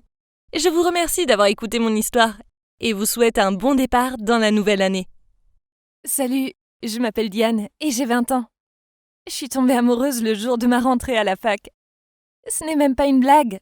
J'avais promis à ma mère de me concentrer sur mes études et de ne pas tomber amoureuse de garçons. Mais il a suffi d'un regard avec Bastien pour rompre cette promesse instantanément. On a tout de suite accroché. Et très vite, on passait tout notre temps ensemble. Je n'arrive pas à m'empêcher de me dire que si je ne l'avais pas rencontré, je n'aurais peut-être jamais découvert le sombre secret que ma mère et ma tante m'avaient caché toute ma vie. Vous voyez, ma mère m'a élevée seule. Et je ne savais pas qui était mon père. Disons que ma mère semblait frivole. Donc, elle ne voulait vraiment pas que je sois dans la même situation qu'elle. J'ai donc gardé le secret pour Bastien. Elle n'avait pas besoin de savoir, si? Quand je suis rentrée pour les vacances de Noël, Bastien me manquait tellement. Mais je ne pouvais pas parler de lui à ma mère, alors il fallait que j'attende qu'elle se couche pour l'appeler. Mais un soir, elle m'a entendue. Elle a dû aller aux toilettes et soudainement, j'ai entendu des pas. Elle se tenait juste là. Je ne savais pas ce qu'elle avait entendu, mais j'étais tellement gênée. Je pensais qu'elle allait me prendre le téléphone et me disputer. Mais en fait, elle est juste retournée se coucher. C'était super bizarre. Le matin, elle était assise à la table de la cuisine et souriait. Elle a dit « Eh bien, c'est qui alors? Invite-le, ne sois pas timide. » Je n'y croyais pas. Je pensais qu'elle pèterait un câble. Mais en fait, elle voulait le rencontrer. Elle a proposé que je l'invite pour dîner, car ma tante venait aussi ce soir-là. Ma mère et ma tante étaient comme des meilleures amies. Et elles m'avaient quasiment élevée ensemble. Alors j'étais contente qu'elle rencontre Bastien aussi. Il a pris le bus cet après-midi-là, car il avait hâte de me voir. Et ma mère a dit qu'il pourrait dormir dans la chambre d'amis. Dès que ma mère a vu Bastien, elle m'a souri en me murmurant qu'il était canon. Puis on s'est assis pour dîner et on a commencé à parler. Ma mère lui posait tellement de questions. C'était un peu gênant. Elle n'arrêtait pas et paraissait fuineuse. Elle lui a demandé où il avait grandi, ce que faisaient ses parents, et même leur nom et tout. Pendant ce temps-là, ma tante restait silencieuse. Et à un moment, elle est sortie de table pour aller dans le jardin. Ma mère lui a couru après. Et Bastien me regardait de l'air inquiet. Je savais pas ce qui n'allait pas. 10 minutes plus tard, ma mère est revenue et son visage avait complètement changé. Elle était passée de quelqu'un d'amical et chaleureux à quelqu'un de très froid et distant. Elle nous regardait, Bastien et moi, et a dit qu'elle avait décidé que j'étais bien trop jeune pour que mon copain reste ici. Puis elle a demandé à Bastien de s'en aller. J'y croyais pas. Enfin, j'avais 20 ans. Elle était si méchante. Alors je lui ai dit « Maman, pourquoi, s'il te plaît, laisse-le rester ?» Je la suppliais presque. Mais elle semblait si sérieuse et déterminée, et je savais qu'elle ne changerait pas d'avis. Bastien était encore plus choqué que moi. Enfin, c'était quand même ma mère qui l'avait invité. Et maintenant, c'était elle qui lui disait de partir. Il a vite pris ses affaires et a appelé un taxi. J'étais tellement choquée que je ne lui ai même pas dit au revoir. J'ai simplement fondu en larmes et j'étais si en colère contre ma mère. Dès que Bastien est parti, j'ai couru à l'étage et me suis enfermée dans ma chambre. Et ma mère restait devant ma porte en me suppliant de bien vouloir lui parler. Elle a dit qu'elle devait me dire quelque chose. J'ai refusé de sortir et je restais assise par terre contre la porte. J'entendais ma mère pleurer et je savais que c'était sérieux. Elle m'a dit que la raison pour laquelle elle ne voulait pas que Bastien reste était parce que c'était en fait mon demi-frère. Non, je ne comprenais pas. J'ai demandé si mon père était aussi le père de Bastien, puis je me suis énervée. Je pensais que ma mère ne connaissait pas mon père. J'ai ouvert la porte et j'allais lui crier dessus quand elle m'a expliqué la situation. J'avais été adoptée. Enfin, en fait, j'avais été kidnappée par ma tante quand j'étais bébé. C'est une longue histoire incroyable, mais concrètement, mes parents étaient riches. Mais ils n'arrivaient pas à avoir d'enfants. Ma mère biologique avait une meilleure amie, Anne, qui lui avait tout raconté. Mais Anne aimait secrètement mon père. Elle a séduit mon père jusqu'à ce qu'ils couchent ensemble un soir, et Anne s'est retrouvée enceinte. Mon père était si content et a promis à Anne d'aider à élever l'enfant, mais qui ne pouvait pas divorcer de ma mère. Anne était furieuse. Elle voulait mon père pour elle toute seule, et voulait que son enfant soit l'héritier de son entreprise. Au même moment, ma mère biologique est tombée enceinte de moi. Et quand mon père a découvert, il a très vite oublié Anne, et a essayé d'oublier l'erreur qu'il avait faite ce soir-là. Évidemment, ça a rendu Anne encore plus en colère, mais elle faisait toujours semblant d'être amie avec ma mère. Quand ma mère a accouché de moi, mon père était en voyage d'affaires, et Anne a payé quelqu'un pour s'introduire dans l'hôpital et m'enlever. Et il se trouve que cette personne était ma tante. Elle l'a fait car elle avait besoin d'argent. Donc elle est entrée, habillée en infirmière et au milieu de la nuit, et elle m'a enlevée. Mais elle n'avait pas assez de sang-froid pour m'abandonner ou me mettre dans un orphelinat. Donc elle m'a emmenée chez sa sœur en lui disant qu'elle m'avait trouvée abandonnée dans la rue. Sa sœur, qui n'avait jamais voulu se marier, mais avait toujours rêvé d'être mère, était très contente et a décidé de m'élever. Mais ensuite, quelques jours plus tard, c'était aux nouvelles. Un bébé disparu. Il y avait une description précise de ce que je portais, et même une photo de moi à la naissance. Il ne faisait aucun doute que c'était moi le bébé disparu.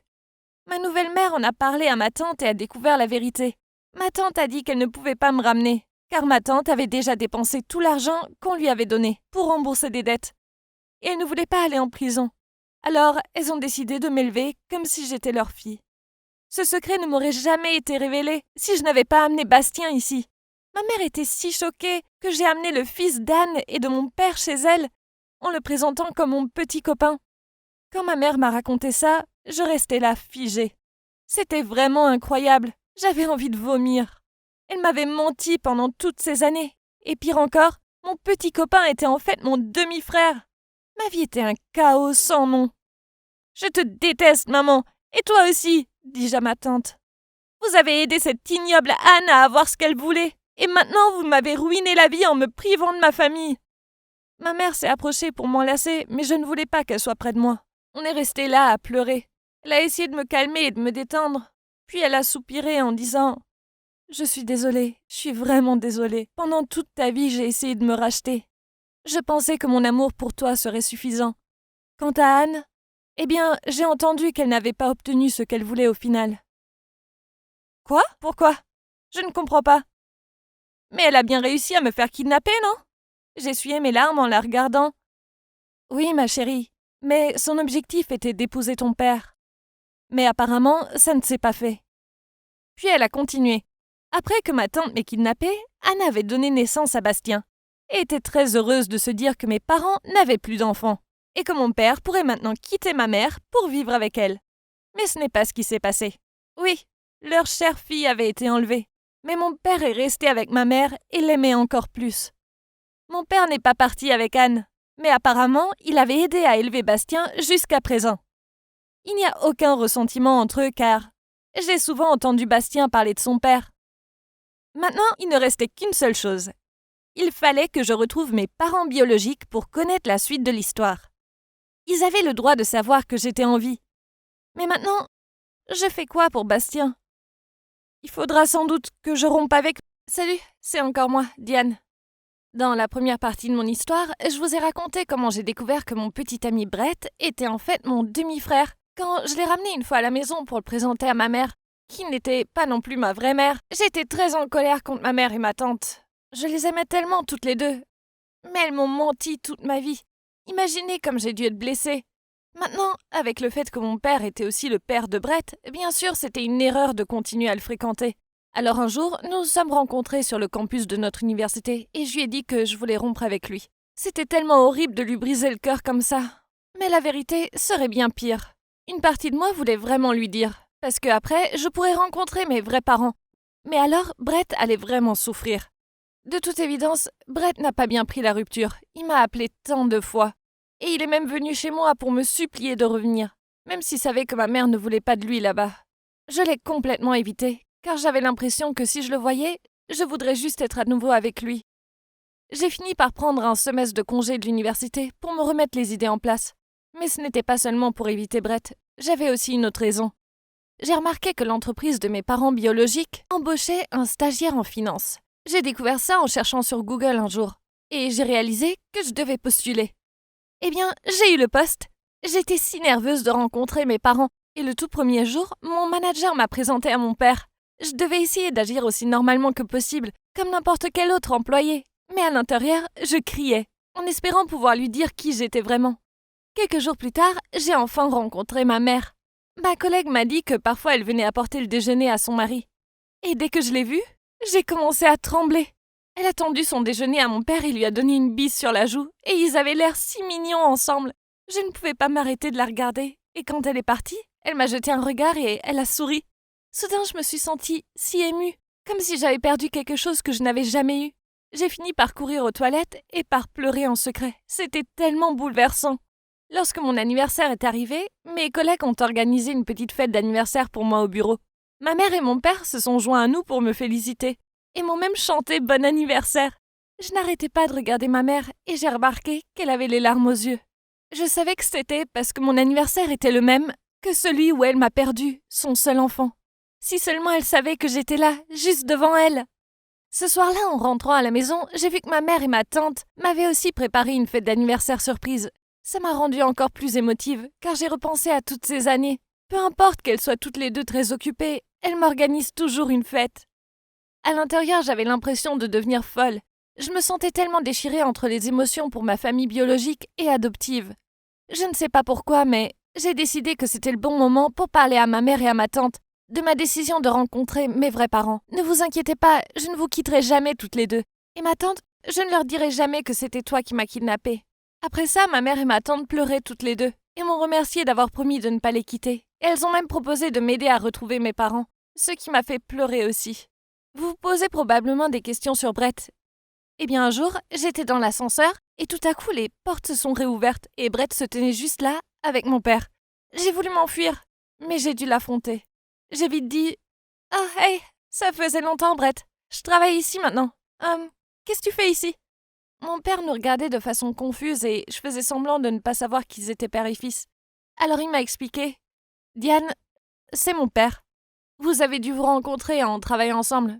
Papa, voici mon, ex-copine, Diane. Je t'en ai parlé, a-t-il dit. Puis mon père m'a complimenté et m'a dit que j'étais une fille formidable au travail et qu'il était désolé que ça n'ait pas marché pour nous. Brett m'a alors regardé avec tristesse. Je lui ai dit que j'avais du travail à faire et je me suis empressée de partir. Vous voyez, j'étais uniquement concentrée sur le fait de me révéler à mes parents et je ne voulais pas que quelque chose me distrait. Mais ça allait être difficile maintenant que mon père savait que j'étais l'ex de Brett. Mais heureusement, ma tante avait découvert quelque chose sur Ashley que je pouvais utiliser. Ce soir-là, ma tante est venue dans ma chambre et m'a dit qu'elle avait fait des recherches sur Ashley. Elle avait peur qu'Ashley commence à m'ennuyer si elle découvrait que j'essayais de retrouver ma famille. Il s'est avéré que ma tante était amie avec un ami proche d'Ashley. La même amie qui a aidé Ashley à engager ma tante pour me kidnapper. Alors, ma tante l'a rencontrée pour lui poser des questions sur Ashley.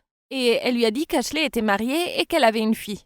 Quant à son fils, Brett, depuis qu'il était enfant, elle l'avait donné à la famille de son père, alias mes parents. Alors, ma tante est allée chercher la maison d'Ashley. Elle l'a vue aller quelque part avec des amis et l'a suivie.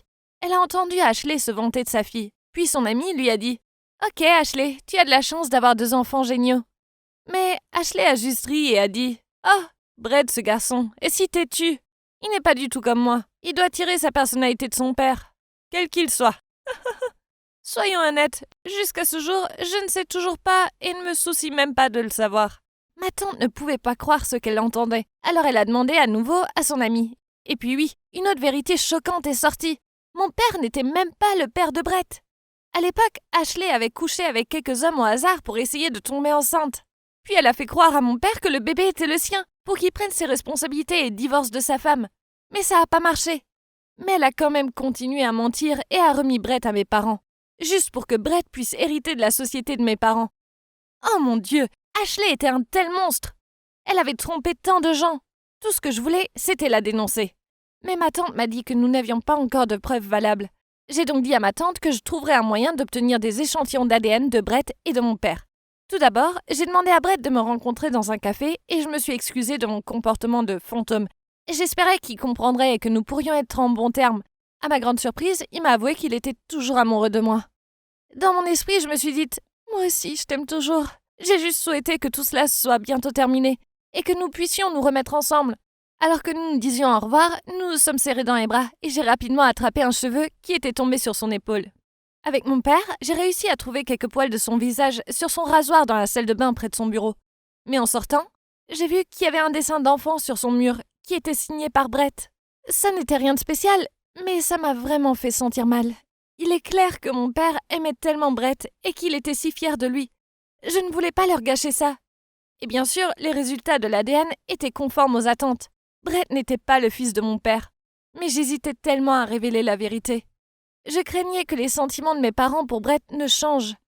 S'ils savaient que j'étais leur fille et que Brett n'était pas vraiment lié à eux par le sang, peut-être l'aurait-il simplement abandonné. Et avec la relation entre moi et Brett, ils pourraient jamais l'accepter. Donc, à la fin, nous pourrions tous perdre quelqu'un que nous aimons.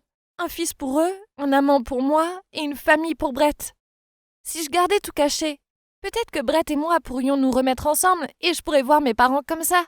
Ça serait tellement mieux pour tout le monde, non? Et ça l'a été. Brett a fini par rejoindre la société aussi. Et je pouvais voir qu'il voulait se remettre avec moi, donc tout allait pour le mieux.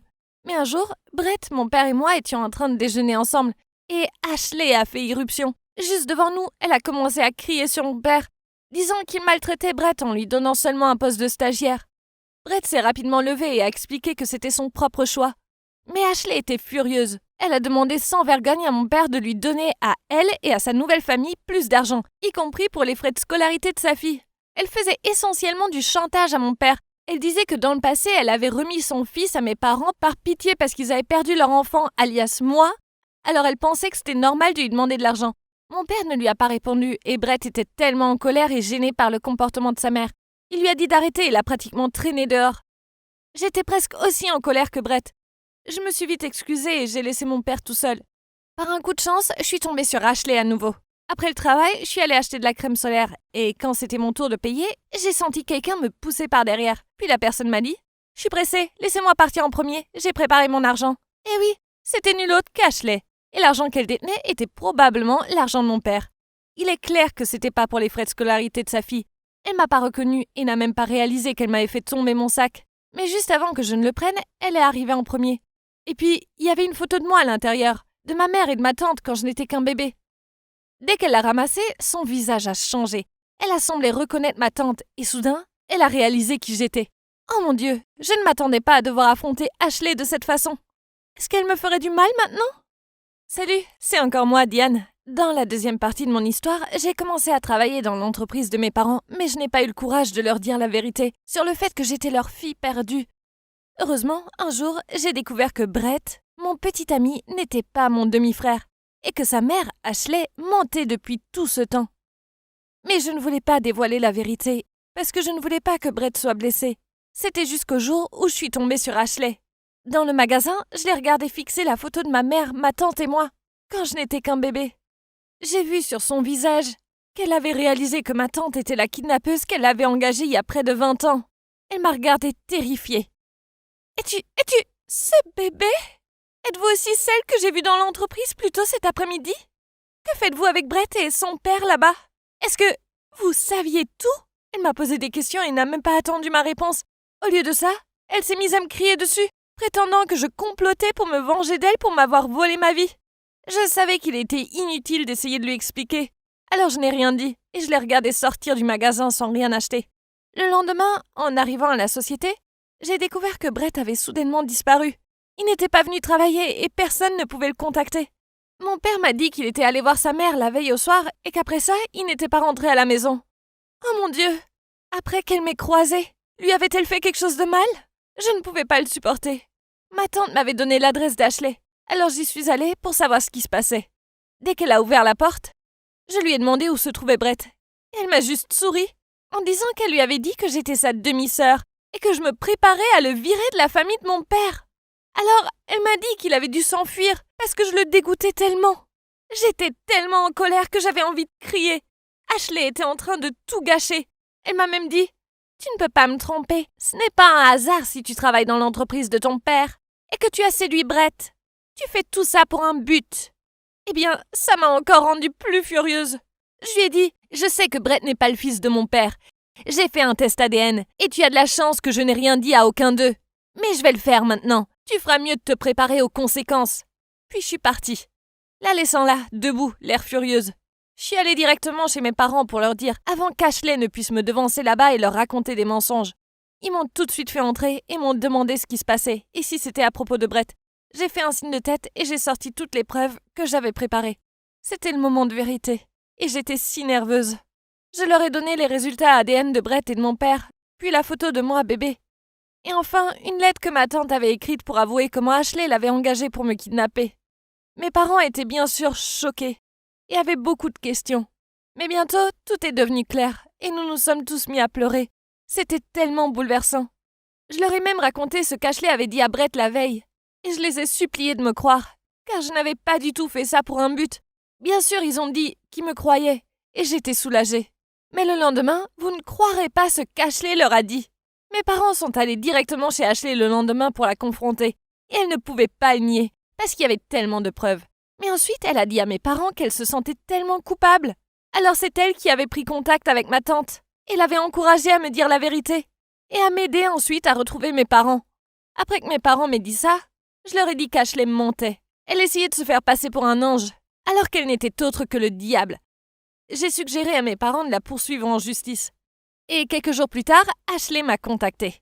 Elle avait découvert où j'habitais, et dès que je l'ai laissée entrer, elle m'a supplié de ne pas la poursuivre. Elle avait évidemment déjà reçu une lettre d'avertissement de l'avocat de mes parents. Elle disait qu'elle avait une famille à charge et qu'elle ne voulait pas qu'ils connaissent son passé. Puis elle m'a promis qu'elle ne s'approcherait plus jamais de moi ou de ma famille.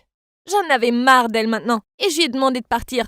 Mais elle s'est excusée à nouveau, et elle a dit qu'elle regrettait vraiment tout ce qu'elle avait dit à Brett, et qu'elle était allée le voir. Quoi? Où l'as-tu trouvé? Lui ai-je demandé. Elle m'a dit qu'elle l'avait trouvé chez ses parents, où elle et Brett avaient vécu quand il était petit, avant qu'elle ne se marie. Ah, c'est vrai. Je savais que Brett aimait beaucoup ses grands-parents et qu'il leur rendait souvent visite. Je n'avais même pas pensé que c'était là qu'il pouvait être. Puis elle m'a dit que Brett n'avait pas disparu parce que je le dégoûtais, mais c'est parce qu'il se sentait tellement coupable de tout ce qui s'était passé. Elle m'a dit qu'elle était déjà allée le voir et s'est confessée, parce qu'elle voulait au moins être considérée comme une mère honnête aux yeux de son fils. Après que j'ai dit à Brett qu'il n'était pas le fils de ton père, il s'est mis tellement en colère, qu'il m'a crié qu'il me détestait et ne voulait plus jamais me revoir. J'étais anéantie. Ashley s'est mise à pleurer en racontant ça. « Pardonne-moi, Diane, » poursuit-elle. « J'ai perdu Brett. C'est sûrement une punition suffisante pour tout ce que j'ai fait. Je pensais que ce que j'ai fait aiderait Brett à grandir dans une famille riche. Mais il s'avère que tout ce que j'ai fait, c'est de blesser les gens autour de moi, surtout Brett. Pouvez-vous deviner ce que j'ai fait ensuite? Je suis allée rencontrer mes parents et leur ai demandé de retirer toutes les accusations portées contre Ashley. Vous vous demandez probablement pourquoi j'ai changé de ton si rapidement. Eh bien, j'avais l'impression qu'il y avait déjà eu assez de vengeance. Et je ne pouvais plus supporter que quelqu'un souffre. Tout ce que j'avais toujours voulu, c'était d'avoir une vie paisible. Et la vengeance ne nous satisfait qu'une seconde. Elle ne nous rend pas heureux à long terme. Après ça, Ashley est venue s'excuser auprès de mes parents et a juré qu'elle disparaîtrait complètement de notre vie. Puis elle nous a donné l'adresse des grands-parents de Brett et nous a demandé de ne pas rejeter la faute sur Brett. Puis elle est partie. Pauvre Brett. Quand je suis allée le rencontrer, il était clair que c'était lui qui avait le plus souffert de tout ça. Ses grands-parents m'ont dit qu'après qu'Ashley lui ait révélé la vérité, il s'était renfermé dans sa chambre et n'en était pas sorti. J'ai frappé à sa porte et je l'ai supplié de me laisser entrer. Au bout d'un moment, il a ouvert la porte et je n'arrivais pas à croire à quoi il ressemblait. Il était devenu si maigre et ses yeux étaient si tristes. Ça me bouleversait tellement de le voir comme ça. Il m'a dit qu'il se blâmait pour tout, pour le grand mensonge qu'avait été ma vie, pour la perte de mes parents, de leur enfant unique, et pour la façon dont nous avions rompu. Il croyait vraiment que tout ça était à cause de lui et de sa mère. Je l'ai serré dans mes bras. Je lui ai dit que rien de tout ça n'était sa faute, et je lui ai demandé de revenir chez mes parents, parce qu'il nous manquait à tous beaucoup. Il a fini par accepter, mais je voyais bien qu'il était nerveux, surtout quand mes deux parents savaient qu'il n'avait aucun lien de sang avec Brett. Mais mes parents l'ont accueilli à nouveau dans la maison. Cependant, je pouvais voir qu'ils étaient un peu gênés sur ce qu'ils devaient dire. Je me suis donc levée et je leur ai dit « Même si vous n'êtes pas vraiment parents, vous avez quand même été très heureux ensemble. Tout comme ma mère adoptive, elle a fini par avoir une fille qu'elle n'aurait peut-être jamais eue. Et vous avez eu un fils qui vous a apporté tant de joie. Bien sûr, il y a eu beaucoup de mensonges, mais nous étions quand même heureux, non? Croyez-le ou non, tout s'est arrangé après ça. Brett et moi sommes retournés à la fac, et nous avons tous les deux décidé d'aller travailler dans l'entreprise de mes parents après avoir obtenu notre diplôme. J'ai choisi d'emménager chez mes parents, mais bien sûr, je continue à rendre visite à ma mère et à ma tante adoptive tout le temps. Ma mère adoptive comprend que c'est important pour moi, afin que je puisse bien connaître mes parents et rattraper le temps perdu. Oh oui, j'ai oublié de vous dire, j'ai demandé à mes parents de pardonner à ma mère et à ma tante adoptive, parce que même s'ils ont mal agi dans le passé, ils m'ont quand même élevée et ont fait un travail tellement incroyable. Quant à Brett, il a déménagé dans son propre appartement, mais il rend toujours visite à mes parents tout le temps. Cependant, Brett et moi ne sortons plus ensemble, mais c'est pas à cause de mes parents. Soyons honnêtes, ce serait juste trop bizarre si nous continuions à sortir ensemble après tout ce que nous avons vécu. C'était une décision difficile pour nous deux, mais c'est pour le mieux. Nous devons tous les deux aller de l'avant pour avoir un meilleur avenir. Et hey, au moins, nous pouvons encore être amis, et bientôt, collègues aussi. Hey, je suis Ryan, et je suis ici pour prouver qu'il est impossible pour les gars et les filles d'être juste amis. Ouais, je sais que c'est le 21e siècle et tout, mais je n'en suis arrivé à cette conclusion que par l'expérience. Mon ex Karine était amie avec un type super chiant appelé Antoine. Ils se connaissaient depuis des années, mais il était évident qu'elle lui plaisait. J'ai vu à quel point il était gluant avec elle. Elle insistait tellement sur le fait qu'il n'y avait rien entre eux. Mais devinez quoi? Après notre rupture, il ne leur a pas fallu longtemps pour officialiser leur relation sur les médias sociaux. Après ça, j'ai commencé à sortir avec une fille géniale qui s'appelle Lily. Je n'ai même pas fait attention au fait qu'il y avait quelques gars dans son groupe, car j'ai fini par me lier d'amitié avec eux tous. Ils sont tous sympas et surtout ce gars, Auguste, avait l'air d'être un mec cool. On a joué au basket ensemble et on a discuté de jeux vidéo. Mais Lily n'aimait pas que je lui parle, car elle disait qu'elle trouvait bizarre que je sois si amical avec lui alors qu'elle préférait que je ne le sois pas. Peu importe, je mets juste ça sur le compte du fait que les filles peuvent être bizarres parfois. Ok, alors peut-être que Lily n'avait pas l'air d'apprécier Auguste à ce point. Elle ne s'est jamais assise à côté de lui ou ne lui a jamais vraiment parlé. C'était probablement juste un drame de fille ridicule. Et j'ai continué à discuter avec Auguste comme si de rien n'était. C'était un gars authentique qui faisait des choses gentilles. Comme quand Lily s'est saoulée à une fête. C'est lui qui m'a appelé pour que je vienne la chercher. Puis il est resté avec elle jusqu'à ce que j'arrive. En fait, j'avais un peu pitié d'Auguste, car le reste du groupe avait tous des partenaires, alors il restait tout seul. Une fois, alors que Lily et moi nous donnions des fraises à manger l'un à l'autre et que nous étions très romantiques, j'ai remarqué à quel point il avait l'air triste. Soudain, une idée m'est venue à l'esprit. Je devais l'aider à se trouver une petite amie. J'ai donc une amie qui s'appelle Cécile. Elle est douce et jolie, mais elle peut être un peu autoritaire. Elle glisse toujours des bonbons dans mon sac à dos avec des notes autocollantes disant « Apprécie avec mon amour, c'est ». Et elle aime chaque photo que je publie sur mes pages de médias sociaux. Je lui ai dit qu'elle ne m'intéressait pas comme ça, car je suis avec Lily, mais elle sourit toujours et dit « Je le sais, idiot ». Quoi qu'il en soit, Auguste m'a semblé être le genre de gars qui pourrait aimer une fille qui donne des bonbons et qui est légèrement collante. Donc, lors d'une sortie de groupe au cinéma, je lui ai dit que je me sentais mal qu'il soit le seul célibataire du groupe, et que j'avais une amie qui serait parfaite pour lui. Au début, il a secoué la tête, et a dit merci mais non merci, car il ne cherchait pas de petite amie en ce moment. Je n'acceptais pas de refus, alors la semaine suivante, je l'ai bombardé de messages lui disant à quel point Cécile était géniale. Il a fini par accepter de sortir avec elle et m'a ensuite envoyé un message pour me remercier d'avoir organisé ce rendez-vous et me dire qu'il avait passé un bon moment. Résultat, appelez-moi Dr Love, s'il vous plaît. Vous êtes les bienvenus. Ma relation avec Lily se passait très bien. Alors quand elle m'a dit qu'elle partait pour la nuit avec ses amis, je lui ai dit que c'était cool, car je lui faisais confiance et je leur faisais confiance. Puis, à 3 heures du matin, alors que je tirais sur des zombies dans mon jeu, mon téléphone a sonné. C'était Auguste. Nous avons joué à Action ou Vérité. Désolé, mais je pense que tu dois entendre ça. Cela a été suivi d'un message vocal. Mon cœur s'est enfoncé en entendant Lily dire d'une voix éméchée « Avant d'aimer Ryan, j'avais des sentiments pour un autre gars. Et j'en ai encore un peu maintenant, mais... » L'enregistrement s'est terminé là. Non pas que cela ait de l'importance, car j'en avais assez entendu. Ma copine aimait quelqu'un d'autre. Puis Auguste m'a envoyé un message. « Désolé pour ça, frérot. J'ai pensé que tu méritais d'avoir un avertissement. » Je l'ai remercié pour son honnêteté. Je savais que ça devait être dur pour lui de dénoncer Lily. Comme je le voyais, c'était vraiment un bon gars avec les bonnes intentions. Pour des raisons évidentes, cette nuit-là, je n'ai pas pu dormir du tout. Alors le lendemain matin, je me suis levé tôt et je suis allé faire un jogging pour essayer de chasser le brouillard de mon esprit. C'est alors que Cécile m'a appelé et m'a demandé de sortir pour un pique-nique. J'ai accepté. J'ai pensé que ce morfondre n'aide qu'à souffrir encore plus. Quand je suis revenu de mon jogging, Cécile était déjà garée devant mon dortoir. Un sourire sur son visage et un panier de pique-nique à la main. J'ai fait un commentaire sur la vitesse avec laquelle elle l'a emballé, et elle a rougi et a mentionné quelque chose à propos de l'intuition féminine. Je puais, alors je suis allé me doucher rapidement. Puis, alors que je montais dans la voiture de Cécile, Lily m'a envoyé un message me disant qu'elle serait de retour à midi et que je devrais venir déjeuner. Mais je ne suis pas encore d'humeur à discuter avec elle. Alors, je lui ai envoyé un message disant que j'étais occupé par un devoir. Le pique-nique était super. Il faisait si beau et Cécile avait rempli le panier avec toutes mes friandises préférées. Je suis revenu en me sentant positif. Et si Lily avait le béguin pour un autre gars, cela ne voulait pas dire qu'elle ne m'aimait pas, n'est-ce pas? Alors, je suis allé chez Lily, mais quand elle a ouvert la porte, elle m'a juste regardé de travers et m'a dit « Oh, c'est toi ?» Bien sûr, c'était moi. Qui d'autre cela pourrait-il être? Je l'ai suivi à l'intérieur, mais son humeur n'a fait qu'empirer. J'ai essayé de lui poser des questions sur son voyage, mais elle a répondu en haussant les épaules et en roulant les yeux. Ennuyée, je lui ai demandé quel était son problème. C'est alors qu'elle s'est mise en mode rage et m'a crié dessus. « C'est quoi mon problème? Pourquoi ne parlons-nous pas de toi? Où étais-tu aujourd'hui? Ne crois pas que tu puisses me mentir. » Puis elle m'a montré son téléphone. Sur l'écran se trouvait l'un des posts de Cécile sur le fait qu'elle avait fait un beau pique-nique avec moi. « Nous sommes juste des amis, Lily, tu sais ça. Tu as passé toute la nuit avec tes amis masculins et je ne me suis pas plaint. Je sais qu'elle t'aime bien, et maintenant tu traînes avec elle derrière mon dos. » Alimenté par la colère, je lui ai crié dessus. « Et alors? Tu n'es pas vraiment innocente non plus. Je sais que tu préfères un autre type à moi. Alors je te suggère d'aller le voir à la place. » Quoi? Peu importe. Tu sais quoi? Très bien, peut-être que je le ferai. Ouais, eh bien, je pense que tu devrais. Je suis parti de là en trombe et j'ai foncé dans la rue. Quand je suis revenu à mon dortoir, je me suis rendu compte que je venais de rompre avec l'amour de ma vie. Bon sang, c'était nul.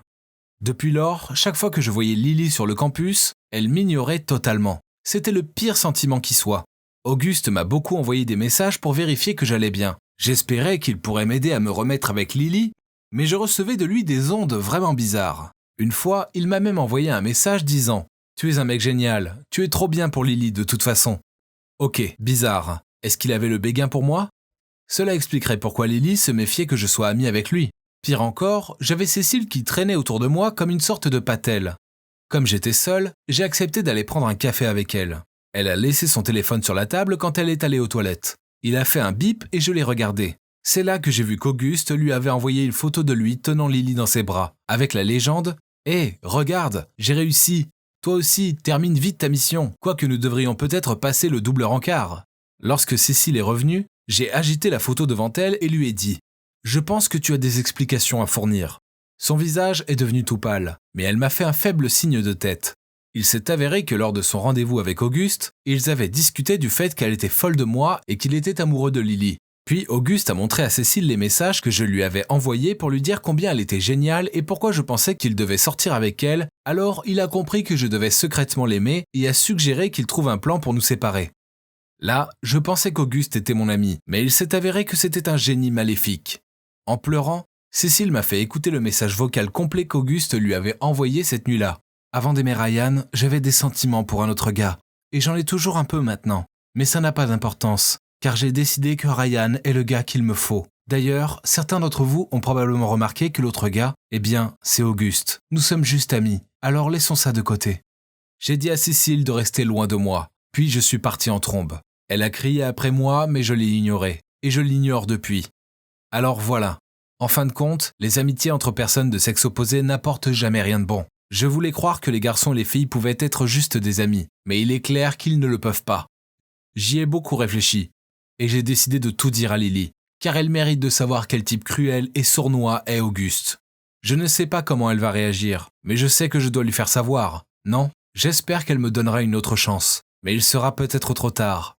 Auguste nous a éloignés avec ses jeux d'esprit et je suis resté là et je l'ai laissé faire. Elle me manque. Souhaitez-moi bonne chance.